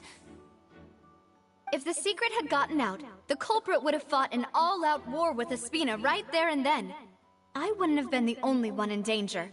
All of us would have stood to lose our lives. Of course, the guards might eventually figure out the truth of the matter and determine that we were in the right. But what good would that do? How can a hollow verdict protect anyone? Had this opera house ever given my father any kind of confidence in its brand of justice, Spina di Rosula would have had no reason to exist. But by staying silent, we retained the ability to deter our opponents and continue the stalemate. I was able to become Spina di Rosula's president, which made me harder to target, as well as giving me more time to grow and learn. And once I have figured out the truth and stepped up to the challenge, I will do what this opera house cannot, and restore my father's truth and honor back to him. So, you mean to say, your father intended to die in the duelist's ring? That's right. Do you have any proof? Of course. All you need is to ask his opponent, Clarand. I don't need your apology, your guilt, or your support from the shadows. You don't have to do anything for my sake. But since he entrusted his will to you, Clarand, you should tell us the truth about his sacrifice. So, during the duel, did you believe that Callus was intending to die? Yes, I did. As a champion duelist, I've fought many battles and taken a countless number of dishonored lives. In my line of work, I've seen all kinds of people give their all for the faintest hope to continue living. Some were determined, others passionate, and some even manic and twisted. Just one look and I can tell if a duelist is hoping to live or if they're looking to die. I hereby swear on my name and honor as a champion duelist that Mr. Callus never intended to leave the ring alive. Since that's your testimony, I have no more questions. It appears there really are good grounds to reopen this case. I concur. However, Miss Navia, you still have not explained the link between your father's case and the serial disappearances case. Right? What she said was fascinating, but kind of beside the point. Wait, weren't they just talking about the serial disappearances case? Of course, Your Honor. The two cases are connected via a matter of timing. In my father's case, the culprit intended to kill both Jacques and Callus.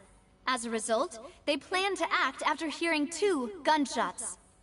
And, at the end of Linny's trial, the culprit also only dissolved the victim in front of everyone because they realized they were at risk of being identified. The culprit could only time their actions so precisely if they were already at the scene. Coincidentally, Marcel attended both the banquet and the trial. So that's why you suspected me. Even after hearing your reasoning, I still can't help but find it a little preposterous. I'm used to it, though. You've always been an impulsive and sentimental child, Navia. It's one of your most endearing traits. No need to appeal to pathos. I won't try to refute your points one by one, but even if everything you just said was true, can you prove that I was the only person present at both events? On top of that, does a person have to be physically present to control the timing? Can't someone remotely monitor the place?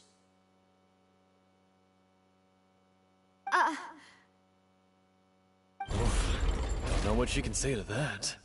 I know that even with that, you might still think you can reduce the list of suspects with some further investigations, until I'm the only one left on the list. Alas, who won't feel at least a little hurt by an accusation of murder from a girl you see as your own daughter? But if I were to dismiss this completely, you'd also think I'm not being considerate of your feelings. Ah well, let Uncle Marcel teach you another lesson.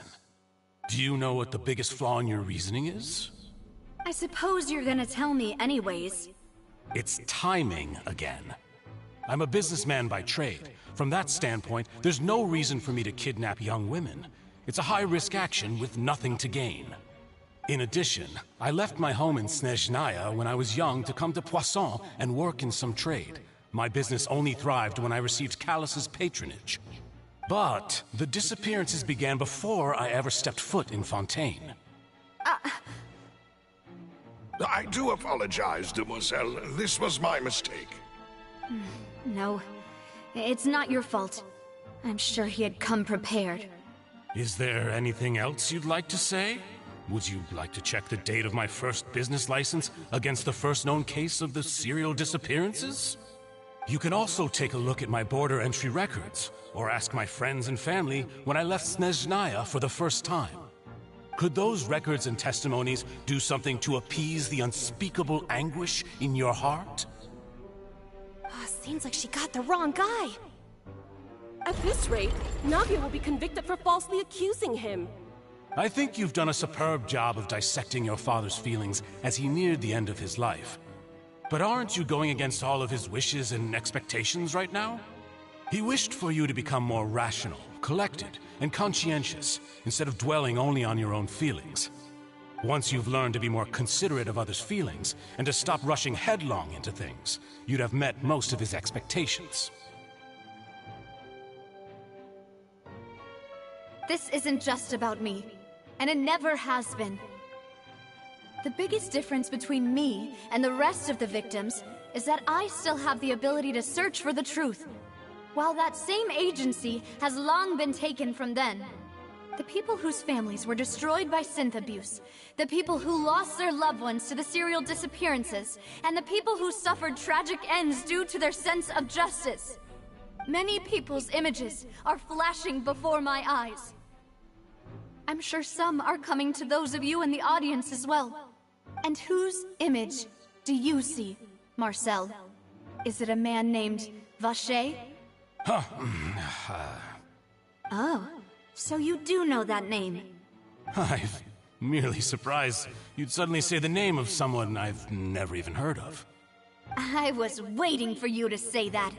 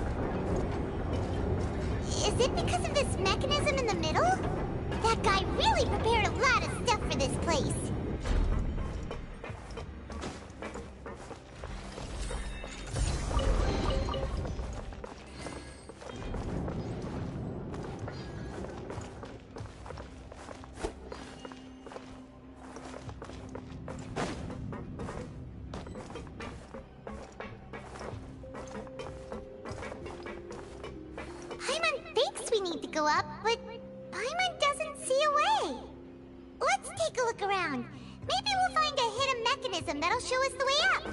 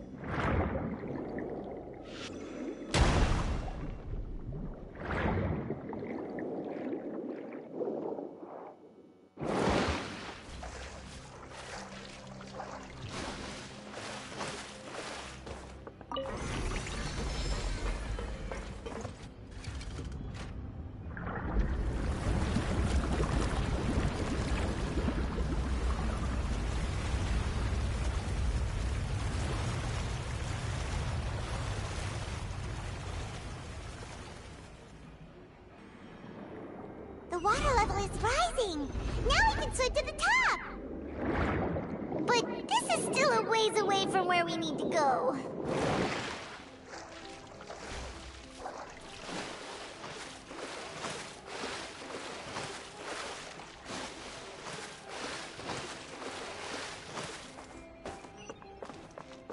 Time to go.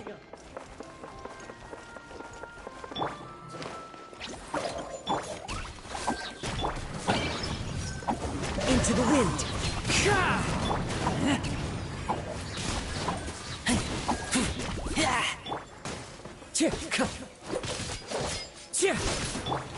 Don't be scared.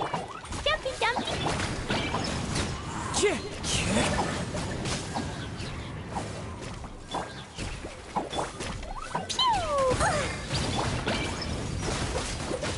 One with nature.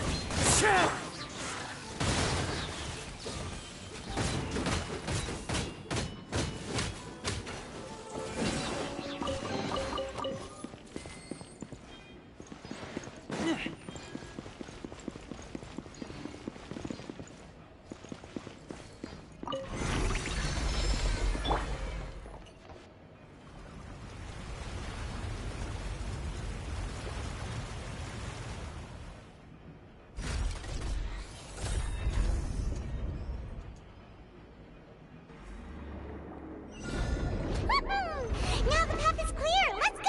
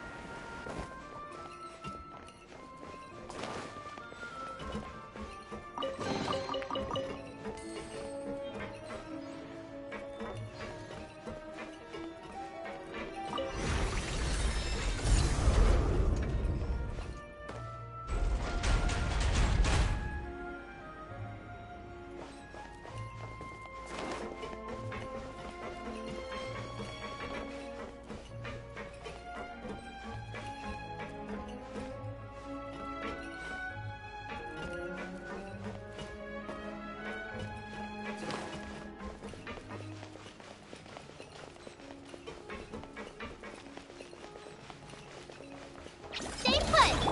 Dumpy, dumpy.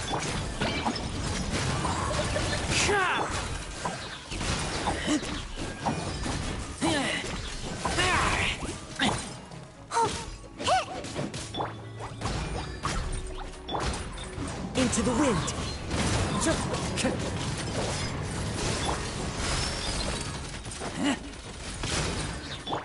Don't be scared.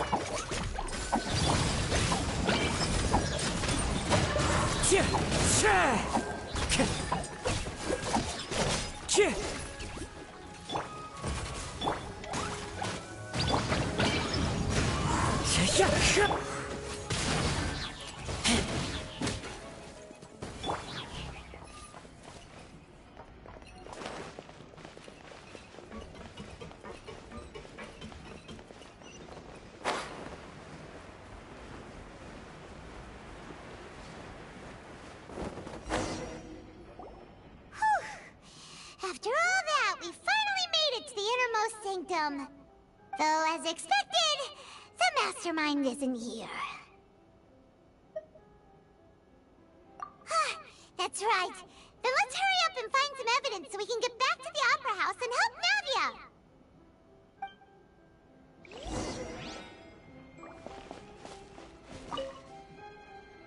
What's all this? It's a foot pink accessories, a hair tie, a necklace, even a makeup box. Oh, Paimon sees it too, but why are all these cute... Huh? You mean the girls from the serial disappearances? They were brought here? And then they were turned into water. And all the boxes of things. These names. That means... Oh, this is terrible.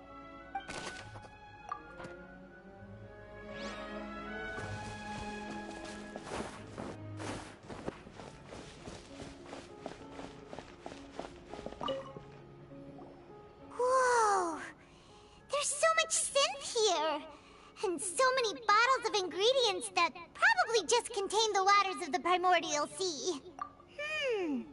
Mixing in progress. Ready to drink? Stock sample? Huh. They've also got all the synth pretty clearly labeled. Whoa, there's even fruit-flavored synth? Yep, it's super obvious.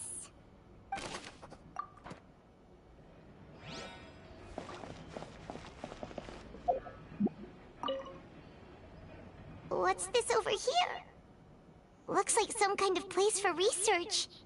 Experiment number 16 aims to verify Jacob Ingold's research conclusions on the primordial sea and use his theory as a foundation to achieve a breakthrough.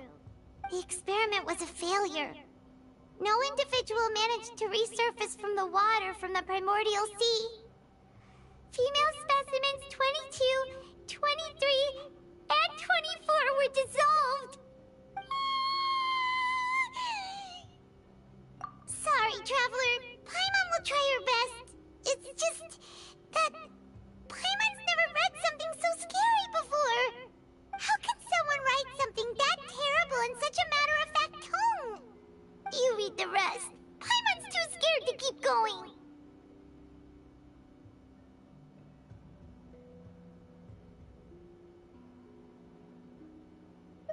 So that's why he did all of these experiments. Wait, did he really think he'd be able to find a way just by dissolving people over and over? That's just insane! Huh? Isn't that the name you heard by the fountain? Paimon thought he was an eyewitness in the serial disappearances case.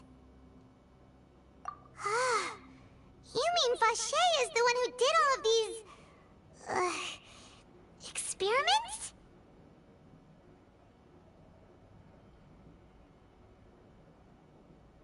So that's it! Vache was no victim, but personally took his lover and... No, that's not it either! If that's the case, why would he want people to resurface from the water? In any case, Paimon will write it all down.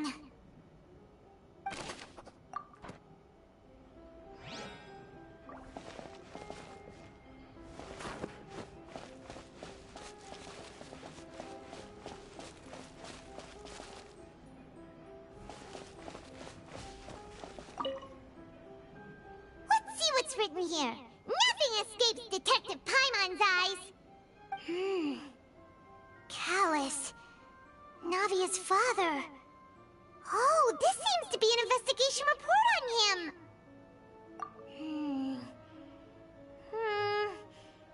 Yep! It's about finding someone to assassinate Jacques and Callus because of a lack of confidence that Jacques himself would go through with it! This should prove the existence of the third person, right? We still have not determined the exact content of the key information Callus has passed on to certain members of his organization. The old dog's a real menace to deal with. Even if he abides by the promise he's made to us, he will still have the upper hand. He can act whenever he wants to make our lives miserable. The only option left is to remove him from the picture entirely. I concur. Let's send someone to kill him. He won't declare war as long as we don't touch Navia. Oh, seems like we've got a bunch of correspondence between the higher-ups. They're all just so evil.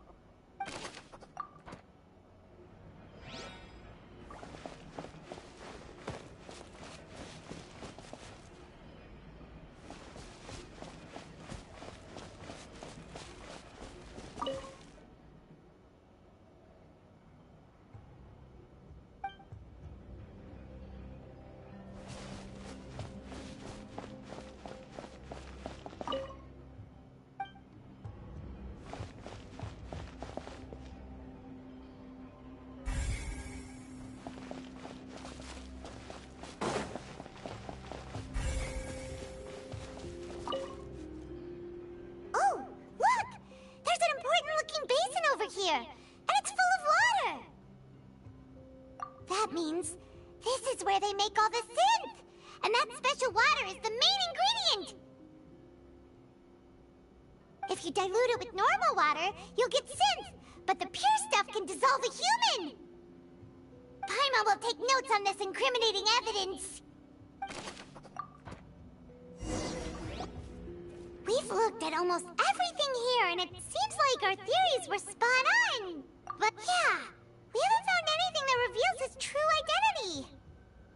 No wonder even Nervalette wasn't able to find anything. Whoever it is probably destroyed everything to do with that name a long time ago. That way, even if we bring all this back to the opera, we won't be able to identify the true culprit. Sure thing. Paimon won't admit defeat to this guy either.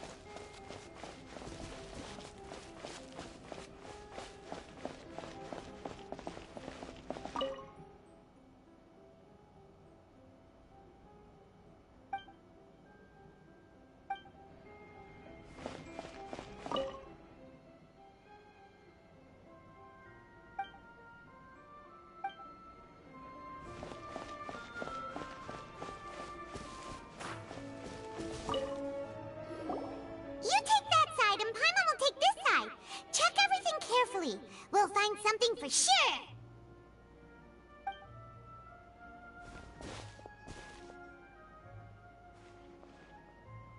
Ugh. Nothing at all! And Paimon can't even find snacks either! Whoa, really? Let Paimon see! Vinier. Isn't that Vache's lover's name? Then you found her diary! Let's see! Aw, it's just a normal diary chronicling their love story. She was so sweet, too. Oh, Paimon feels even worse for her now.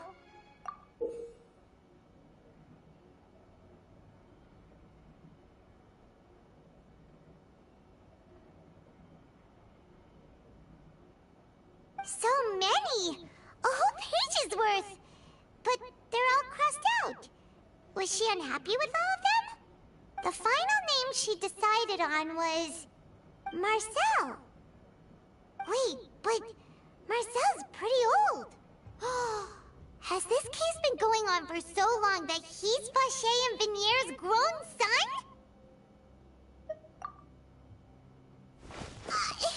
Hey! Paimon still hasn't figured it out yet.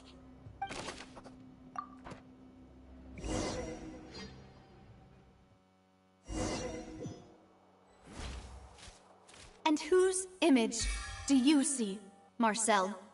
Is it a man named Vache? Huh. Oh, so you do know that name. I'm merely surprised you'd suddenly say the name of someone I've never even heard of. I was waiting for you to say that. Navia! We're back! As expected of my partner. I just knew you'd return in the nick of time. Just how often do you intend to flout the rules of this court? It's all right, Monsieur Nervalette. Given their confidence, I expect they've found the crucial evidence.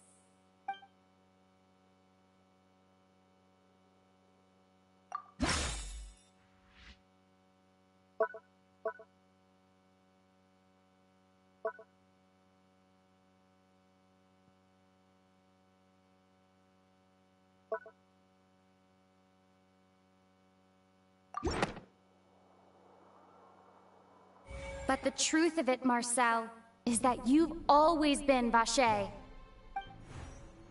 Huh? We've investigated your lair and we already know everything! After your love Vignier was dissolved, you kept abducting young women to experiment on the hopes of bringing her back to you. You even created Marcel as a new identity, and destroyed all records of your past as Vacher. So that's it. Even the villains in opera performances rarely go that far. And with that, Marcel's motive has now been established. This information regarding your past also dismantles your prior timing defense. Well, Marcel, do you know where you went wrong? You fixated your gaze on the lover that passed away, instead of paying attention to the living people around you. So, you never noticed how we changed, or how we grew as individuals. You also never understood Boss's real expectations for his daughter. Or our determination to see things through. Your determination. Mr. Marcel, please speak up now if you would like to defend yourself. Otherwise, the trial will move on to the next stage. Do you really think I wanted to do any of this? Pay attention to you? What for? Have you ever paid attention to me? Ever empathized with my pain? Ever known how it feels to watch the love of your life dissolve right in front of your eyes? No one helped me. No one even believed me. All those decades ago, even the officers from the Maison Gardiennage were laughing at me. They said there's no way a human being can turn into water. So I must have gone mad from grief. Vignier's death was brushed away by all of you as if it didn't matter at all. Well, now you know, don't you? Ha! Well, it's too late now. All those who were dissolved are gone forever. You only have yourselves to blame. You set up this ornate opera house in pursuit of your so-called justice, your beloved drama, while turning a blind eye to the suffering of the people. Vignier is dead. We promised each other that we would always be together.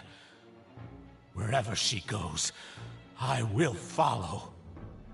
But I'm not from this blasted place, so I can't be dissolved, no matter what I do. Hey, is that water from the primordial sea that he's drinking? I can't dissolve! Can't dissolve! Can't dissolve! Do you all see? I can't go, I can't follow.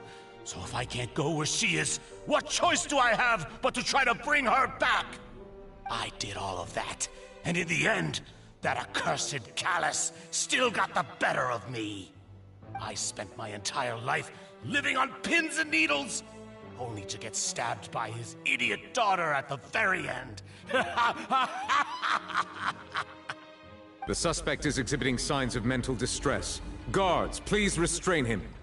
Don't touch me! Don't anybody come near me. I still need to save Vignier. A promise. We made a promise. Vignier. Vignier. Please, Vignier. Don't think badly of me. All I want to do is fulfill our promise. At this point, the verdict of this trial is clear. With Mr. Marcel's conviction, the charges against Mr. Tartaglia no longer have any basis.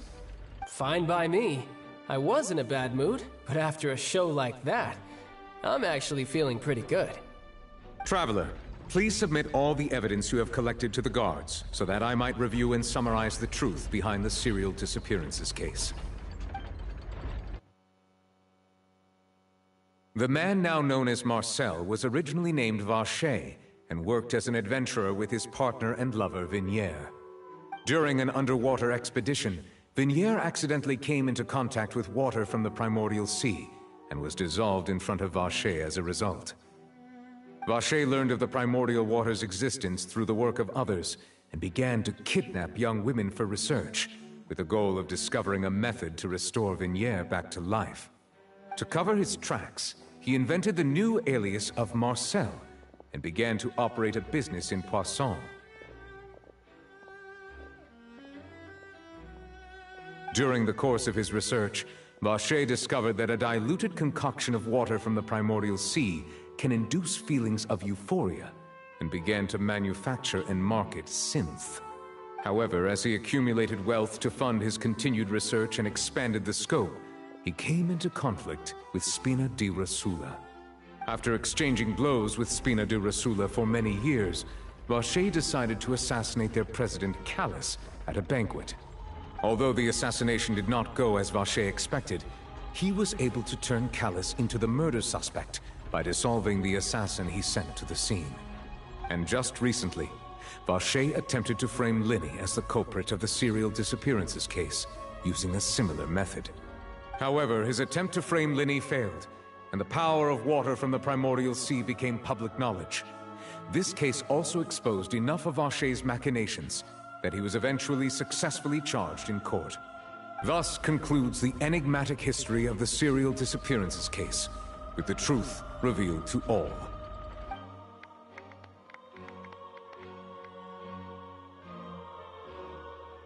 The Oratrice will now deliver the final verdict regarding the charges against Mr. Vache.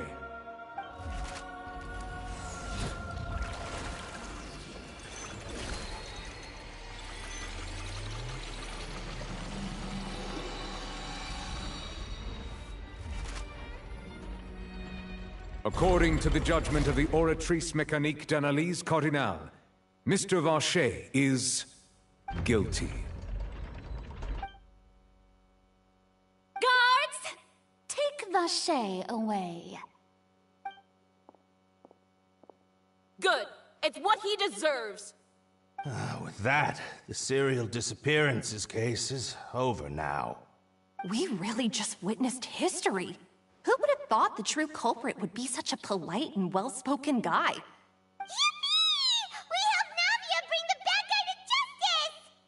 He's hurt so many innocent people and now he's finally getting what he deserves! Huh? Are you okay? Demoiselle, you were absolutely brilliant. The day our late boss had always hoped for has finally come. You can rest easy now, knowing justice has been served. Yeah. Yeah. It's finally over. It's all thanks to you guys. And my partner. See, Papa? Spina di Rosula's still doing well with me at the helm. Well now, hasn't this been a most delicious piece of drama? The villain has been caught, justice has been served, past wrongs have been righted, and it's a big ol' happy ending.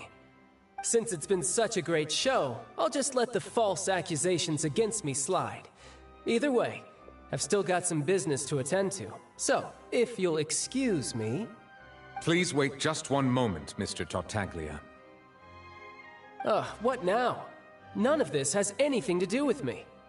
According to court protocol, since this trial was initiated due to a charge against you, a verdict must also be made regarding the initial charge before the trial can conclude. Oh, come on. Is this really necessary? Haven't you already caught the real criminal? Isn't it time for side characters like me to exit stage left? Please respect the laws of Fontaine. This has always been the rule. All right, but this sure is a lot of hassle. All I need to do is stand over there, right? Let's just get this over with. Through evidence presented in the public trial that was just held, it has been established that Mr. Tartaglia has no direct connection to the serial disappearances case. The guilty party has been identified, and thus it is logical to suppose Mr. Tartaglia is innocent of the charges. We now turn to the Oratrice Mécanique d'Analyse Cardinale to render the final verdict on the charges.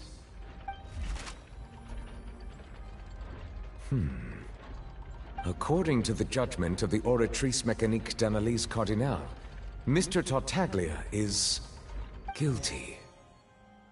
What? Hey! That's not funny! Didn't you just say I'm supposed to be innocent? What's with this verdict? Is your justice machine malfunctioning? Huh? This has never happened before. The Oratrice actually returned a different verdict from the Chief Justice.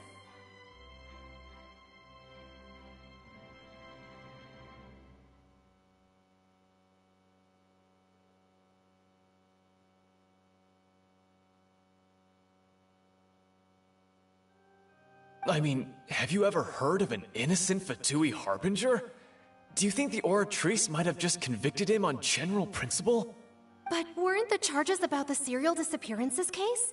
No matter what else he's guilty of, it shouldn't affect the verdict in this case, right? The judgment of the Oratrice Mécanique d'Analyse Cardinal is, by law, the final verdict of the court. We must accept the guilty verdict.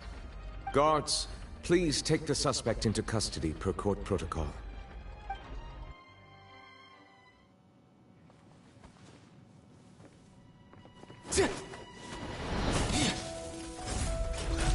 So this is how justice is done in Fontaine. What a joke. You've got your rules. Well, I've got mine too!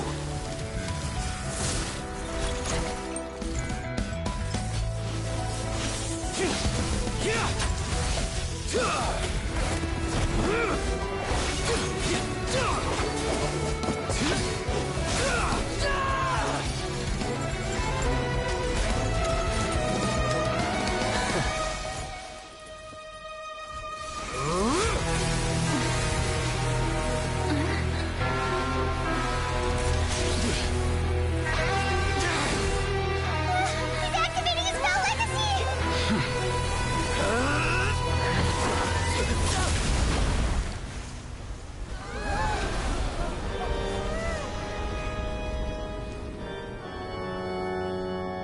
I am sorry.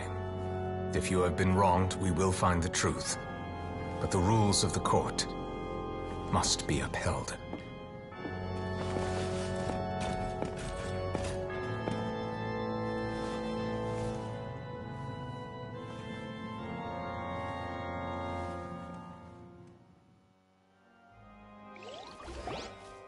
Hey, Monsieur Nouvelette, what's going on?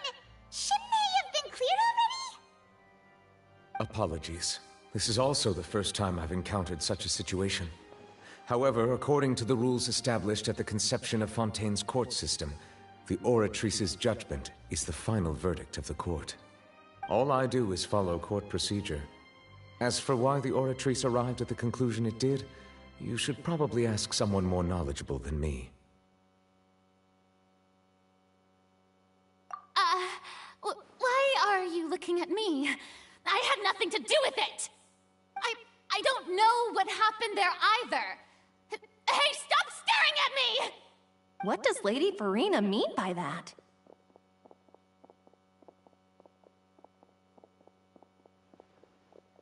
She says she has no idea either?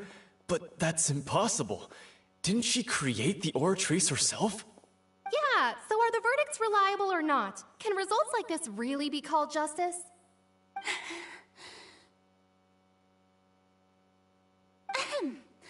My dearest citizens, did you really think we'd allow an incorrect verdict to be handed out in this court?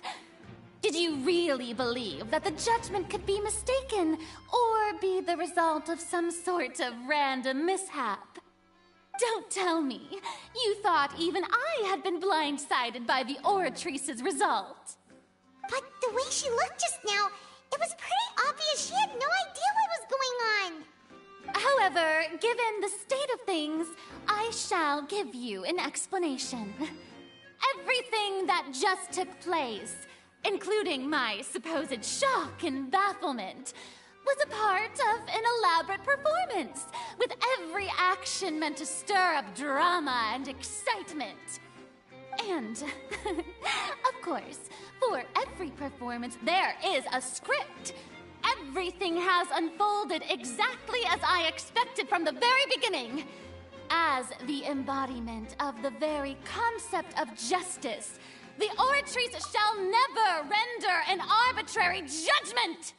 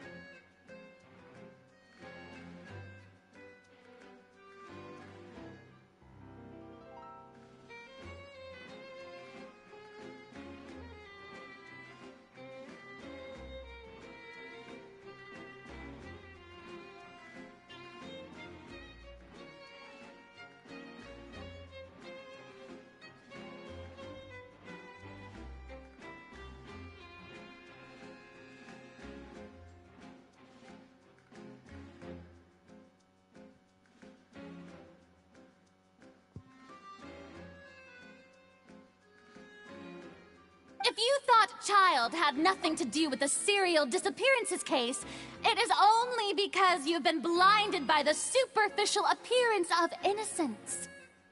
Everything he's done, not to mention the danger he poses, are beyond ordinary comprehension and completely unforgivable!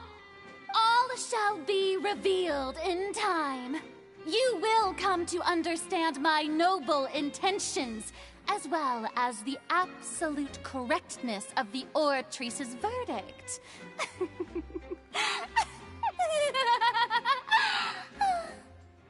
Now, having said that, although I hate to leave things hanging in suspense, it is now time for this performance to end.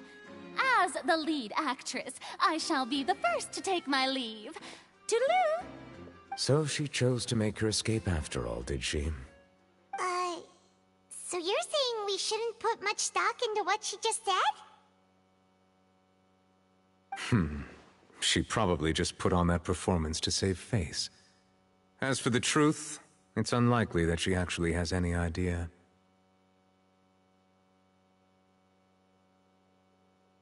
However, please be assured that I will continue to investigate this case in a personal capacity. Just as I promised, if the judgment has been incorrect, we will do our utmost to clear his name. All right. Even though we feel pretty badly for him, we'll take your word for it for now. After all, he's done plenty of bad stuff, so he should have known he'd go to prison someday, right?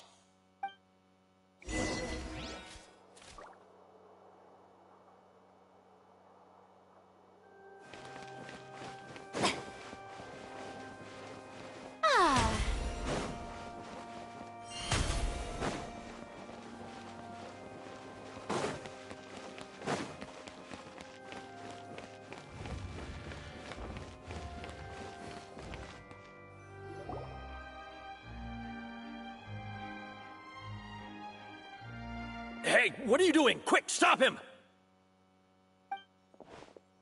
Traveler! Hey! Traveler! Marcel! What are you doing over here? Stop resisting arrest! Cease, or we'll add another charge to the list! No, wait! I just want to ask the Traveler something. I'm not looking to run away. Please, just let me ask this one small thing. Go on. Thank you. I was being led away when I finally realized something. Where did you first hear the name Vache? I erased all records of that name. So, unless... Are you still trying to prove your innocence? Give it up. You've already been convicted. Really? You did? You're sure? You met her? But how could that be? How did you manage to do it?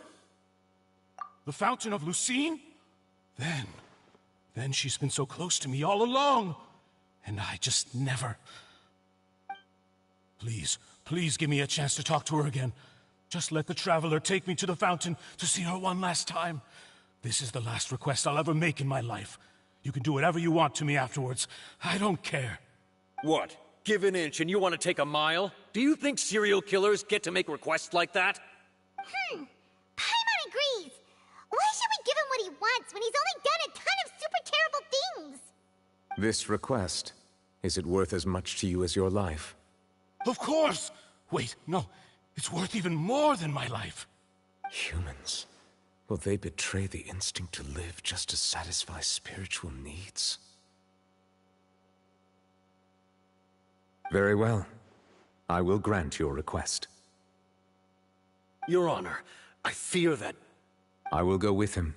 You do not need to worry about any escape. In that case, I shall leave him in your most capable hands, Chief Justice. Thank you, Your Honor.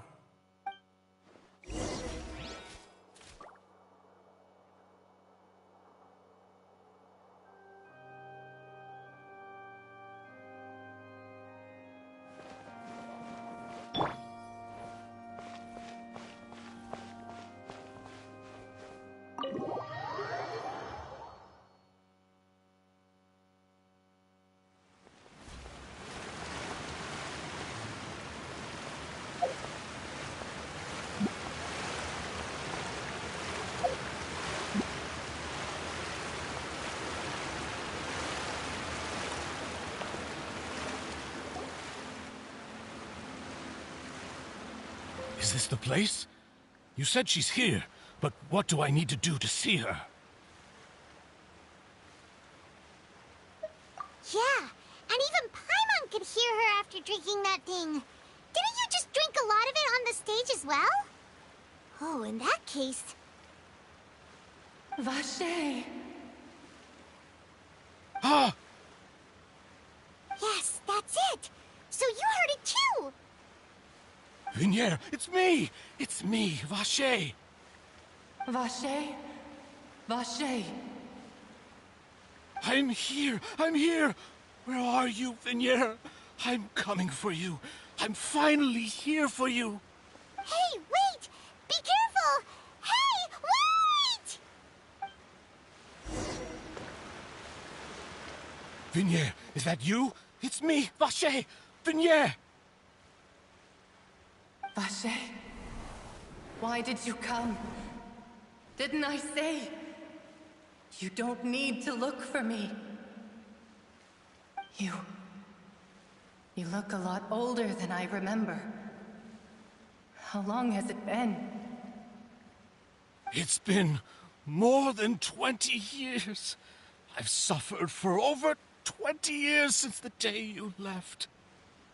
All this time, only the thought of bringing you back has kept me alive. Nothing else mattered to me. I must be dreaming. Who would have thought I'd get the chance to tell you all of my feelings like this? Vinier, you are my everything. I really don't know how I could live without you. But Vache, if you ask me, this world would be better off without you. What are you saying? If not for you, I would have finished my law degree and probably become a top-tier attorney one day. If not for you, I would have continued to pursue my love of the arts, and my works would have been displayed in the Palais Mermonia itself. If not for you, I would at least have been able to take care of my mother. And she would not have grown old and died alone, with nothing but the tears on her cheeks. It's all because of your selfishness, Vache. It's all because of you. You... Wait, you are not Vinier. Who are you? You're right. I am not Vinier. I am the sacrifices. Every woman who died by your hand, as our bodies dissolved, our consciousnesses flowed back to the primordial sea. Our thoughts circulated endlessly within the primordial sea, and we were no longer individuals. But we became one, just as streams of water come together in the sea. I'm Cressy. I'm Lemony. I'm Azine. The only one I am not is Vinier. Why? But then, where is Vinier? She doesn't want to see you anymore. Every tendril of her consciousness is avoiding you. This is what you get for your selfishness. Your selfishness robbed us of our lives and our futures.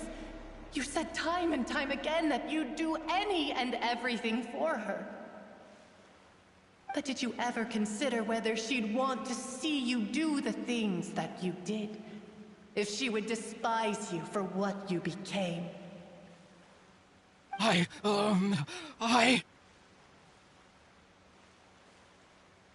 You are a liar, a heartless murderer, and a cowardly narcissist. The only thing you are not is Vinier's beloved. From the moment your first victim died and her consciousness merged with Vinier's, she has had nothing but pure hatred for you.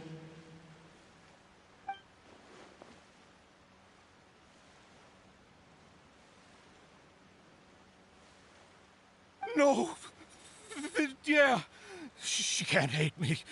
Let me see her, please. Have mercy. You still don't understand. When I said don't look for me, that came from the real Vignier. She really doesn't want to see you anymore. But on top of that, she also said that because it's her final drop of pity for you. She said that because she knew that if you did come here, we will show no mercy to you. Vache. Vache? Vache. Vache. Vache. Vache. Drown.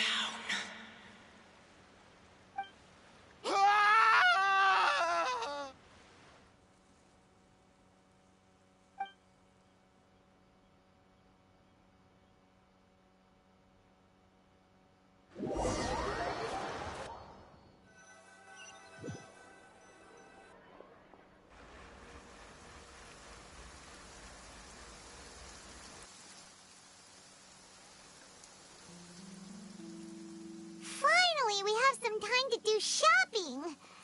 Gosh, it's really been a long time since we've been able to relax.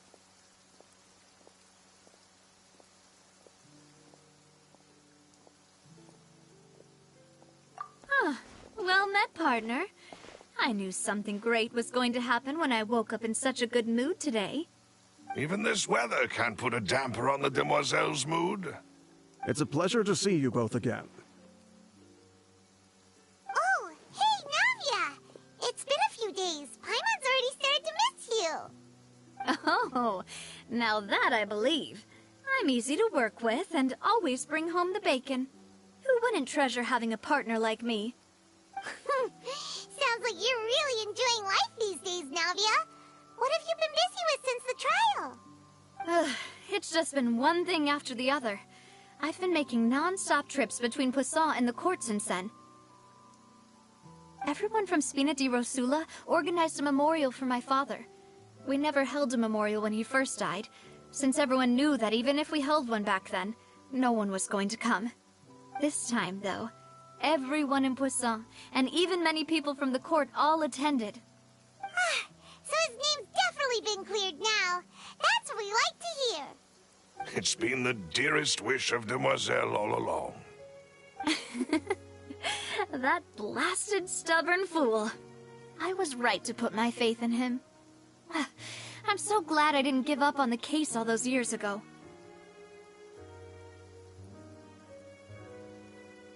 Oh, by the way, I ran into Charlotte just after I left the memorial service. Well, maybe it'd be more accurate to say I knew she would be there, and there was no way she'd just let me go. Huh? So you know Charlotte too? The Charlotte? Journalist from the Steambird? Yeah, way back when I first became the president of the Spina di Rosula, she was all over me. Wouldn't take no for an answer. I believe the story was called The True Heart of Darkness, Secret Tales of the Yellow Rose. To be fair, though, it was a really flattering feature. So, we've been on pretty good terms ever since. She was trying to lean on our friendship to get me to do an exclusive piece on the serial disappearances case. Oh yeah, she told us about that. She's always been super interested in that case, so now her wish has finally come true too.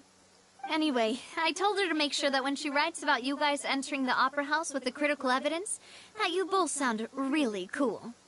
Now that's another thing to look forward to. We trust Charlotte's skills with a pen for sure. Oh, and in other news, I also took Clorand out for a meal. Oh, are you two on better terms now? While you were investigating Vache's headquarters, Clorand gave testimony on my father's behalf. It was thanks to her that we were able to turn the tide. I wanted to thank her. I mean, there's also no point in being awkward all the time, so we took the chance to reconcile with each other. Oh, that's great. Paimon also thought Clorand wasn't actually a bad person. It's always good to have more friends. Anyway, Now that the case has finally been solved, perhaps it will slowly begin to fade from the public consciousness. Oh, actually, there's still one last thing I need to do. What is it? I should pay a visit to my father's grave, and tell him the truth of what happened, as well as how it all ended. And on top of that, just how much people still look up to him, to this day. That includes me, too. Miss Navia. Indeed. We want to go too! We also think Callus is a really admirable person. Sure thing. I'd like you two to share the moment with me. After all, without you, there might not have been such a positive ending. Then in that case, everyone, let's be off. Considering the recent weather, we'll be lucky if we can reach Poisson before dark. Yeah, you're right. It's been raining non-stop for a few days now.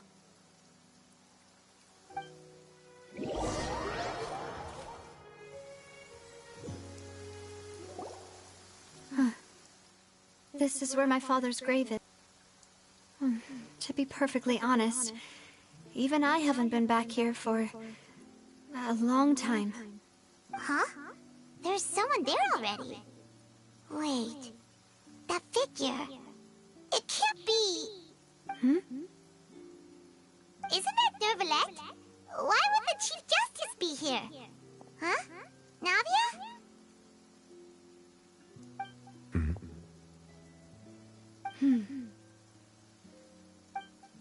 My apologies. I should have asked before coming to pay my respects. Don't say that. Sorry about that. Oh, I was trying to say there's no need for you to apologize. I wanted to show my father how much I've grown. But still, I doubt I've grown to the point that even the Chief Justice would feel compelled to apologize to me over and over. In that case, I will stop apologizing for now. You really could use some pointers on understanding human emotions, Monsieur Nervalette. In any case, why did you come to Poisson? Well, ever since that day, I've been turning a question over and over in my head. Just what is justice anyway? There was once a time when I didn't want to believe that there could be anything more important to humans than life itself. Oh, rather than that, it's probably more truthful to say I didn't believe humans were capable of resisting the most basic instinct of living things. That they could rebel against their own nature, or consider certain things to be more important than their own lives. Which is also why I didn't stop your father from beginning that fateful duel. I believed that a truly innocent man would never throw away his life like that. That there was nothing, should have been nothing more important than one's own continued survival. But Mr. Callus proved me utterly and decisively wrong. If not for his sacrifice, the serial disappearances case would have remained unsolved to this day. Mr. Callus made the choice he did for his daughter, for his associates, and for many people completely unrelated to him. And in the end, from a certain perspective, one could say that he did it all for the sake of justice. A justice that's higher than life itself. So, you asked me why I came here. I just wanted to say my apologies to Mr. Callus in person. I should have noticed all of this much sooner. This regret has filled me with a sadness that has haunted me for days. That high and mighty chair in the Opera Epiclese indeed insulates one from many important things. Spina di Rosula, thank you so much for your hard work and perseverance. I'm sorry for being mad at you before. So, you're actually one of those types that's cold on the outside, but pretty thoughtful on the inside, huh? That reminds me of Silver, one of my guys. Sorry about that. Self-expression is not one of my strong suits. Didn't I just say you don't need to apologize? Ah, so Navia and Nervalette seem to have made their peace as well. Let's not disturb them for now. We can wait till after they're done.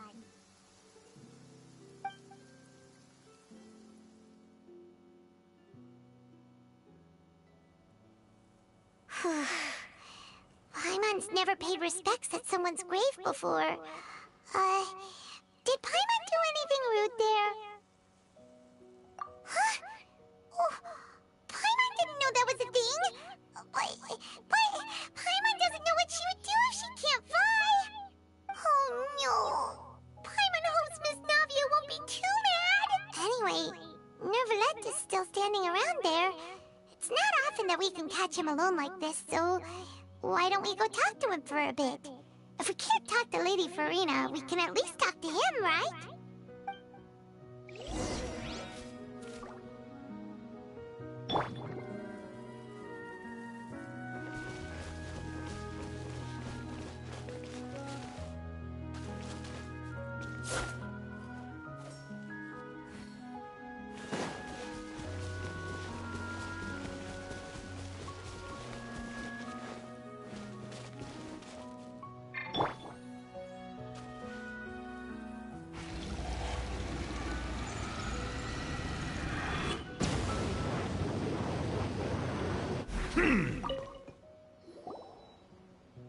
Oh, it's you two. Did Miss Navia invite you to come pay your respects to her father? Mm-hmm. We ran into Navia on the streets today, so we just followed her here. I see. Then is there something that I can help you with? Well, it's pretty hard to run into you like this, since you're usually super busy. So we figured we could try to ask you a few questions, if that's okay. Please feel free. Though outsiders, you helped us solve one of the greatest mysteries in Fontaine, and it would be my pleasure to return the favor. So, at court, the bad guys referred to that special water as water from the primordial sea, but what is it really? Truthfully, that name is already quite accurate. I can only surmise that Vacher and his ilk only learned of its nature and existence after extensive research. There used to be a special sea on the surface of this planet. The nature of its seawater was rather different from that of the sea we know today. Most of Tevat's life forms were first born in that special sea. You could say it nurtured much of the life on this planet. Huh. So it really was where everything began. It makes sense to call it primordial then. But today, the primordial sea no longer exists on the planet's surface. What Vacher discovered must have been some kind of special case, or a remnant from a truly ancient age. Huh. So that's how it is. Oh, you really know everything, Monsieur Nervalette. But if that's the case, then why would people, at least people from Fontaine, dissolve in that kind of water? Indeed. Why would the primordial sea, which was known to engender and nurture life, suddenly reverse itself and devour life instead? To be frank, that also doesn't match my understanding of this world and its laws. There must still be some unknown secrets around the people of this land. Is there anything else you'd like to ask me about?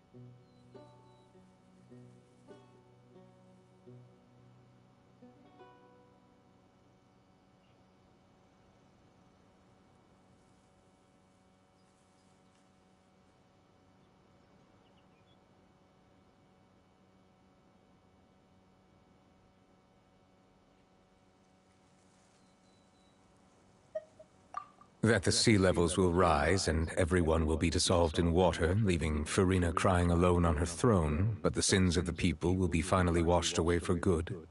Does that appropriately summarize the version you've heard? That's right! It was Linny that told us back then. And that about covers covers all the main points. Yes, up to the present, I think we reached a point where we have no choice but to confront this prophecy directly. Rumors have it that this prophecy is rooted in the last words the former Hydro Archon left to the world before she passed away. A prophecy? Of the former Hydro Archon? Wow. This is the first time that we've ever heard of it. Two parts of the prophecy have already proven correct.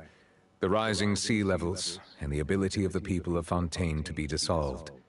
We should be more vigilant, and stay on the watch for further signs. Speaking of the prophecy, Farina has also always taken it quite seriously. Indeed, she has been collecting information and intelligence from across Tevat for this purpose. If the rumors were true, then perhaps this prophecy is the conundrum left to Farina by her predecessor. But with Farina being the way she is, can we really trust her to solve it? Is there anything else you'd like to ask me about?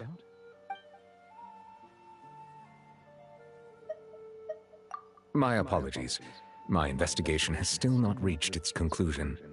However, I still believe the judgment of the Oratrice was not rendered arbitrarily. But you also said you thought he was innocent. For many years, I have been quite aware that the Oratrice does not simply mechanically repeat the verdict that I give on each case. As a divinely created mechanism, the people's unified faith in the concept of justice is integrated into it. Not only can it produce the incredible power of indemnitium, but it likely also possesses other traits, such as self-awareness. Which is all to say, I have been prepared for a situation like this for a long time. So when Lenny told us that he heard a human voice from the room where the Oratrice's core is stored... I was not aware such a thing had occurred. Perhaps that could serve to prove my conjecture. I will add that to the list of items to investigate.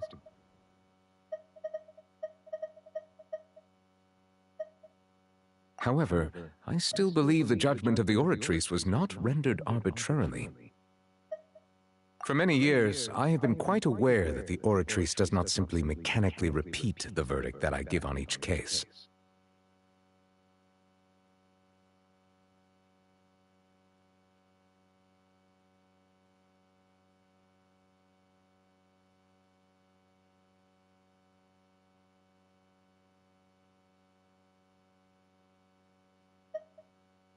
Not only can it produce the incredible power of indemnitium, but it likely also possesses other traits, such as self-awareness.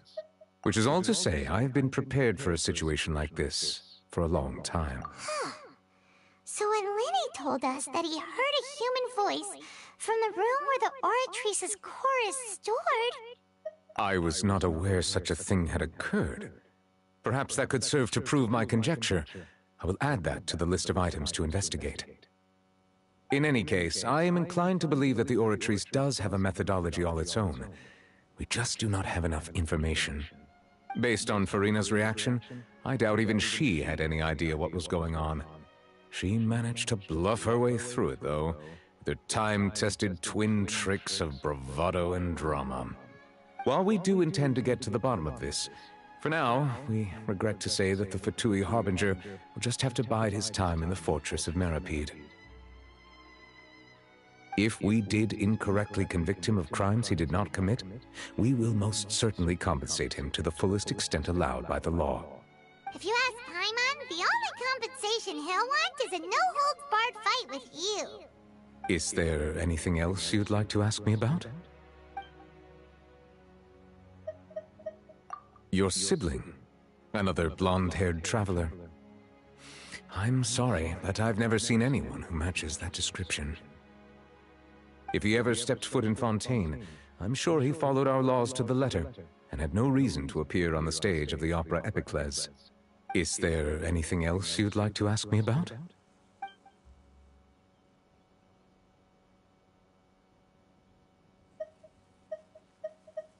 Very well. It was my honor to provide you with what answers I could. I very much enjoyed conversing with you. It will soon be time for me to leave this blissful tranquility behind and return to Palais Memornia. You really are super busy, Monsieur Neuvillette.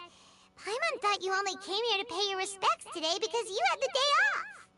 Crime and villainy do not have the day off, and so justice must work around the clock as well. This is merely the nature of a justice's work. All right. You've got a point. Huh? Paimon just noticed that the rain has stopped.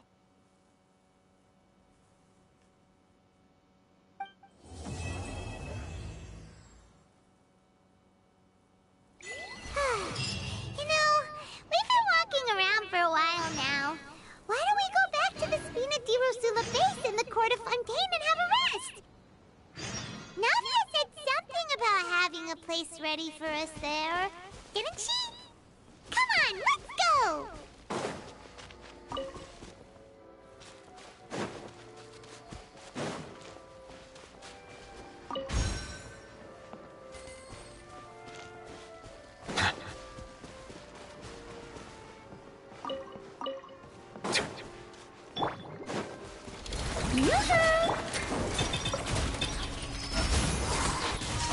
Getting gear! Just keep breathing. Going under! Frost is coming!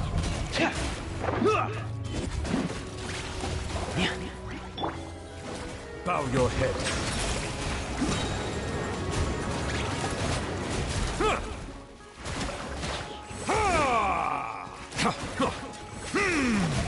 The tides beckon.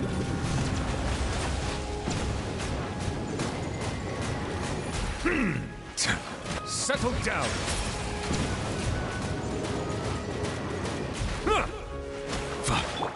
Strike a pose! Let my name echo in song! Oh, don't look at me like this. Cue the spotlight! Tear! Bow your head.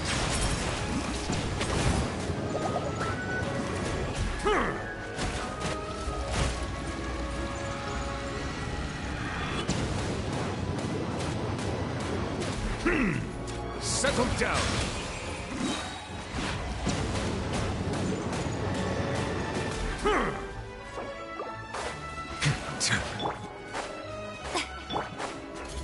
Over here! Zip on up! Shower me with praise!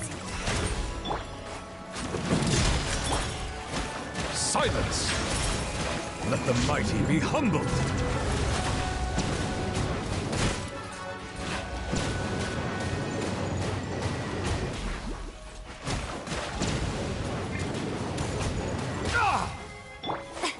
The show begins! Surprise! Over here! Be amazed!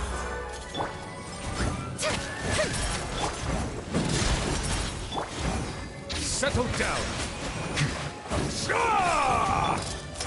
Dead reckoning! Frost is coming!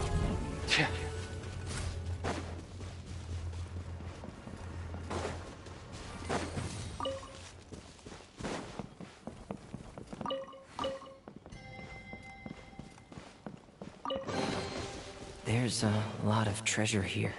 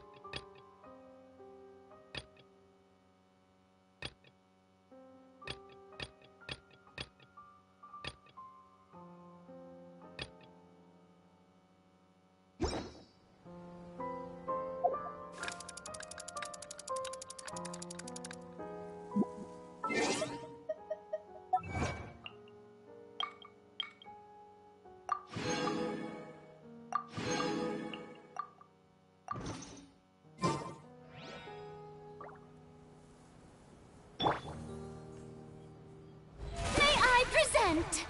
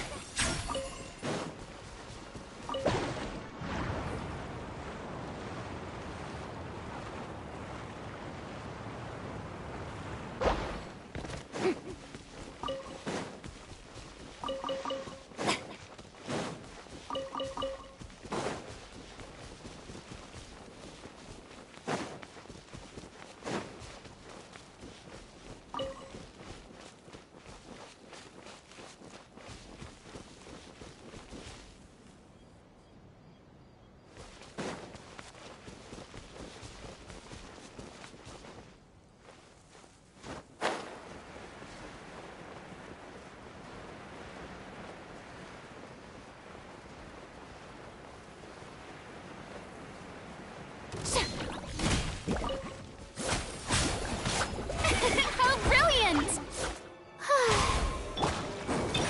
Surprise! Get in gear! Tear!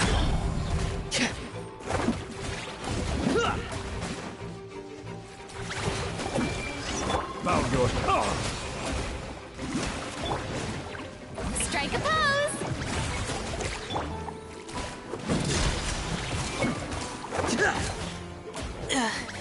No home to return to.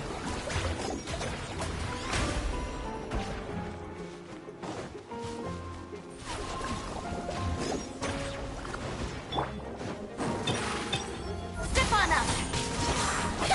Yeah!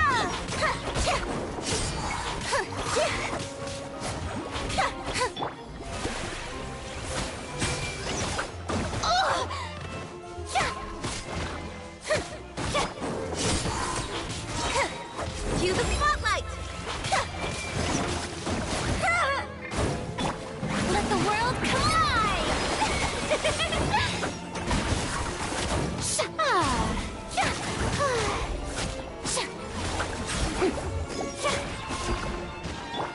Get in gear!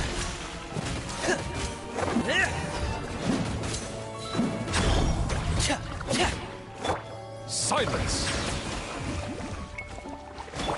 The show be... Entering combat mode. Over here. Yeah! Frosted! Father!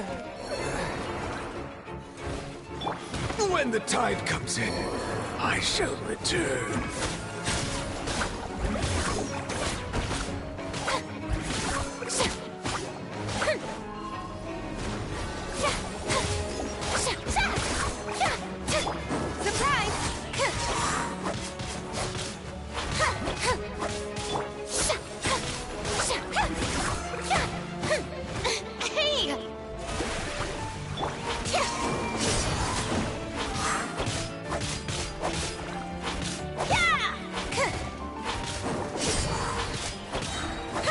Be amazed!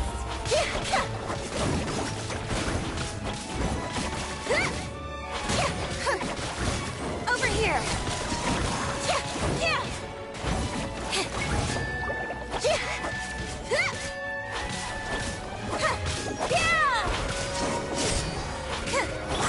May I present?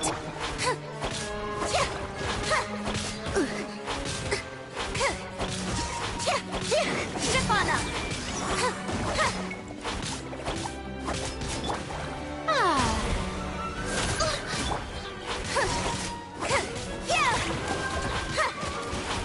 Surprise!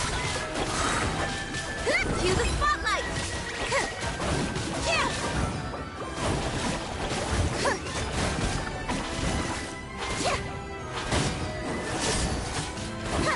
Shower me with praise! Let my name echo in song!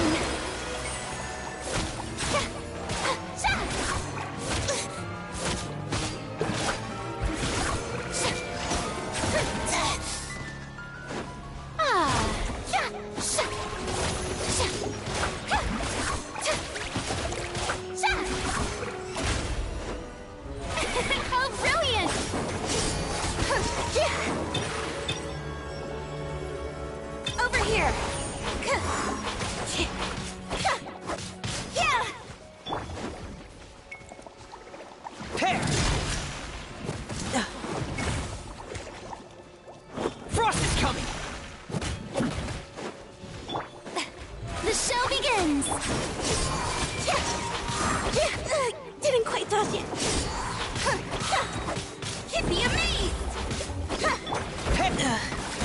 no home to return to.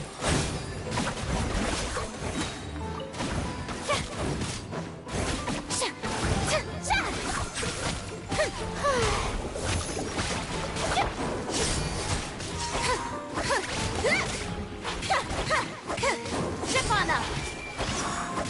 Yeah!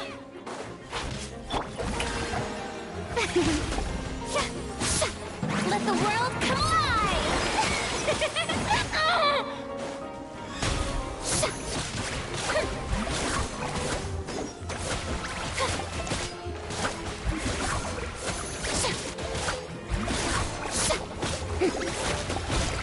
Strike a pose!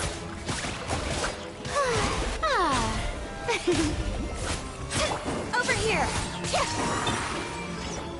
Step on up!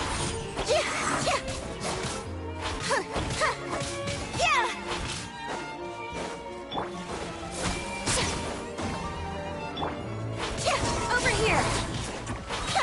Let the magic begin!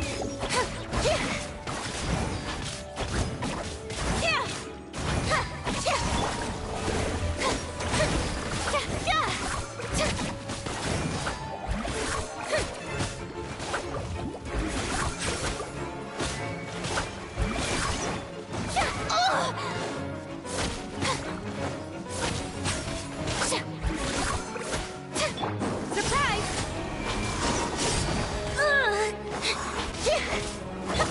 May I present? Get in gear! Pair!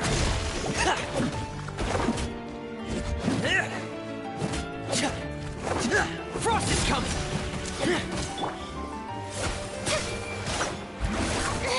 Stop that! Zip on up! Surprise! Get in gear!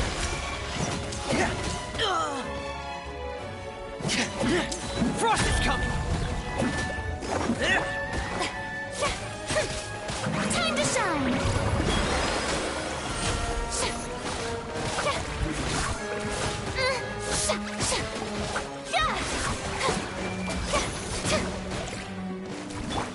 Over here! Zip on up! Be amazed! Pair! Get in gear! Commence the cleanup! Pair!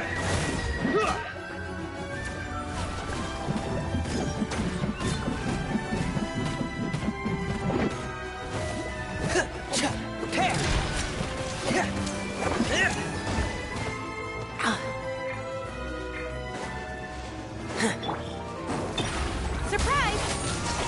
Zip on up! And sprinkle! Shower me with praise!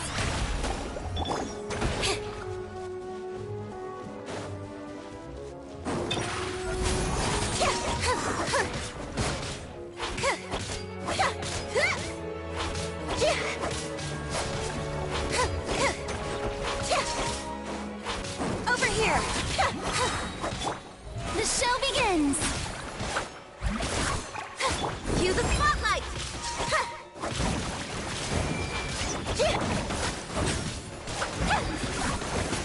Get in gear!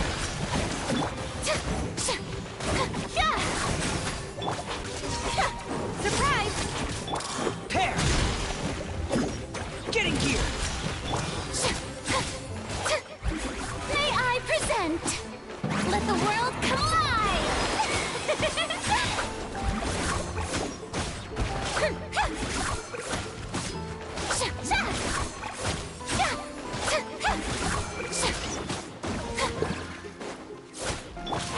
Over here! Father!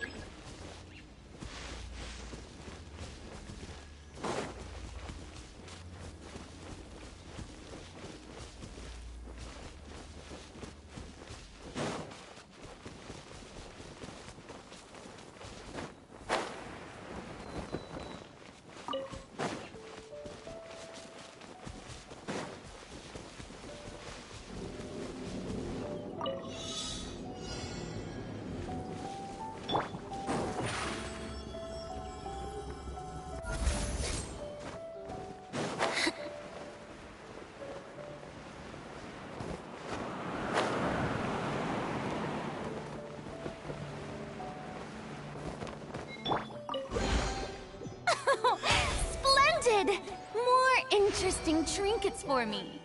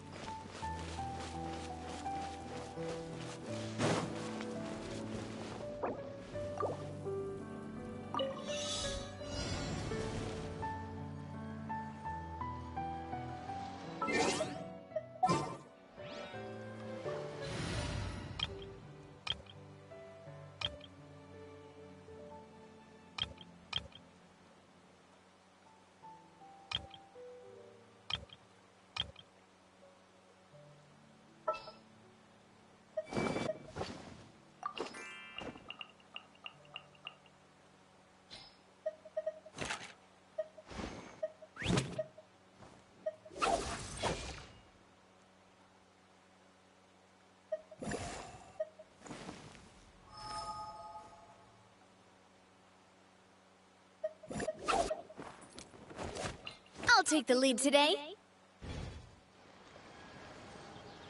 This one's got your name on it.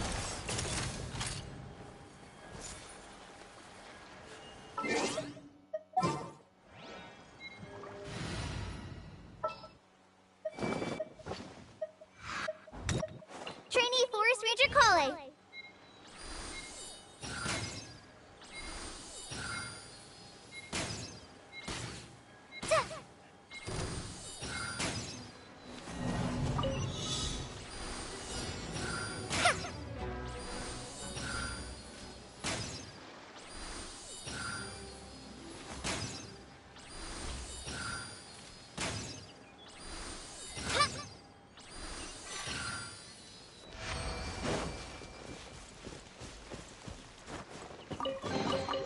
Wow, this is so lucky!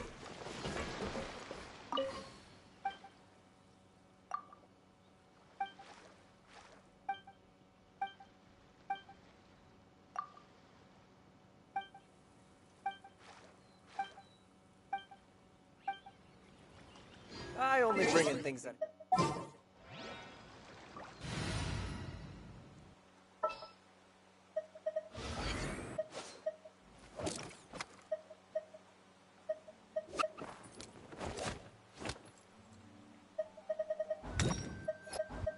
I have high hopes for this journey.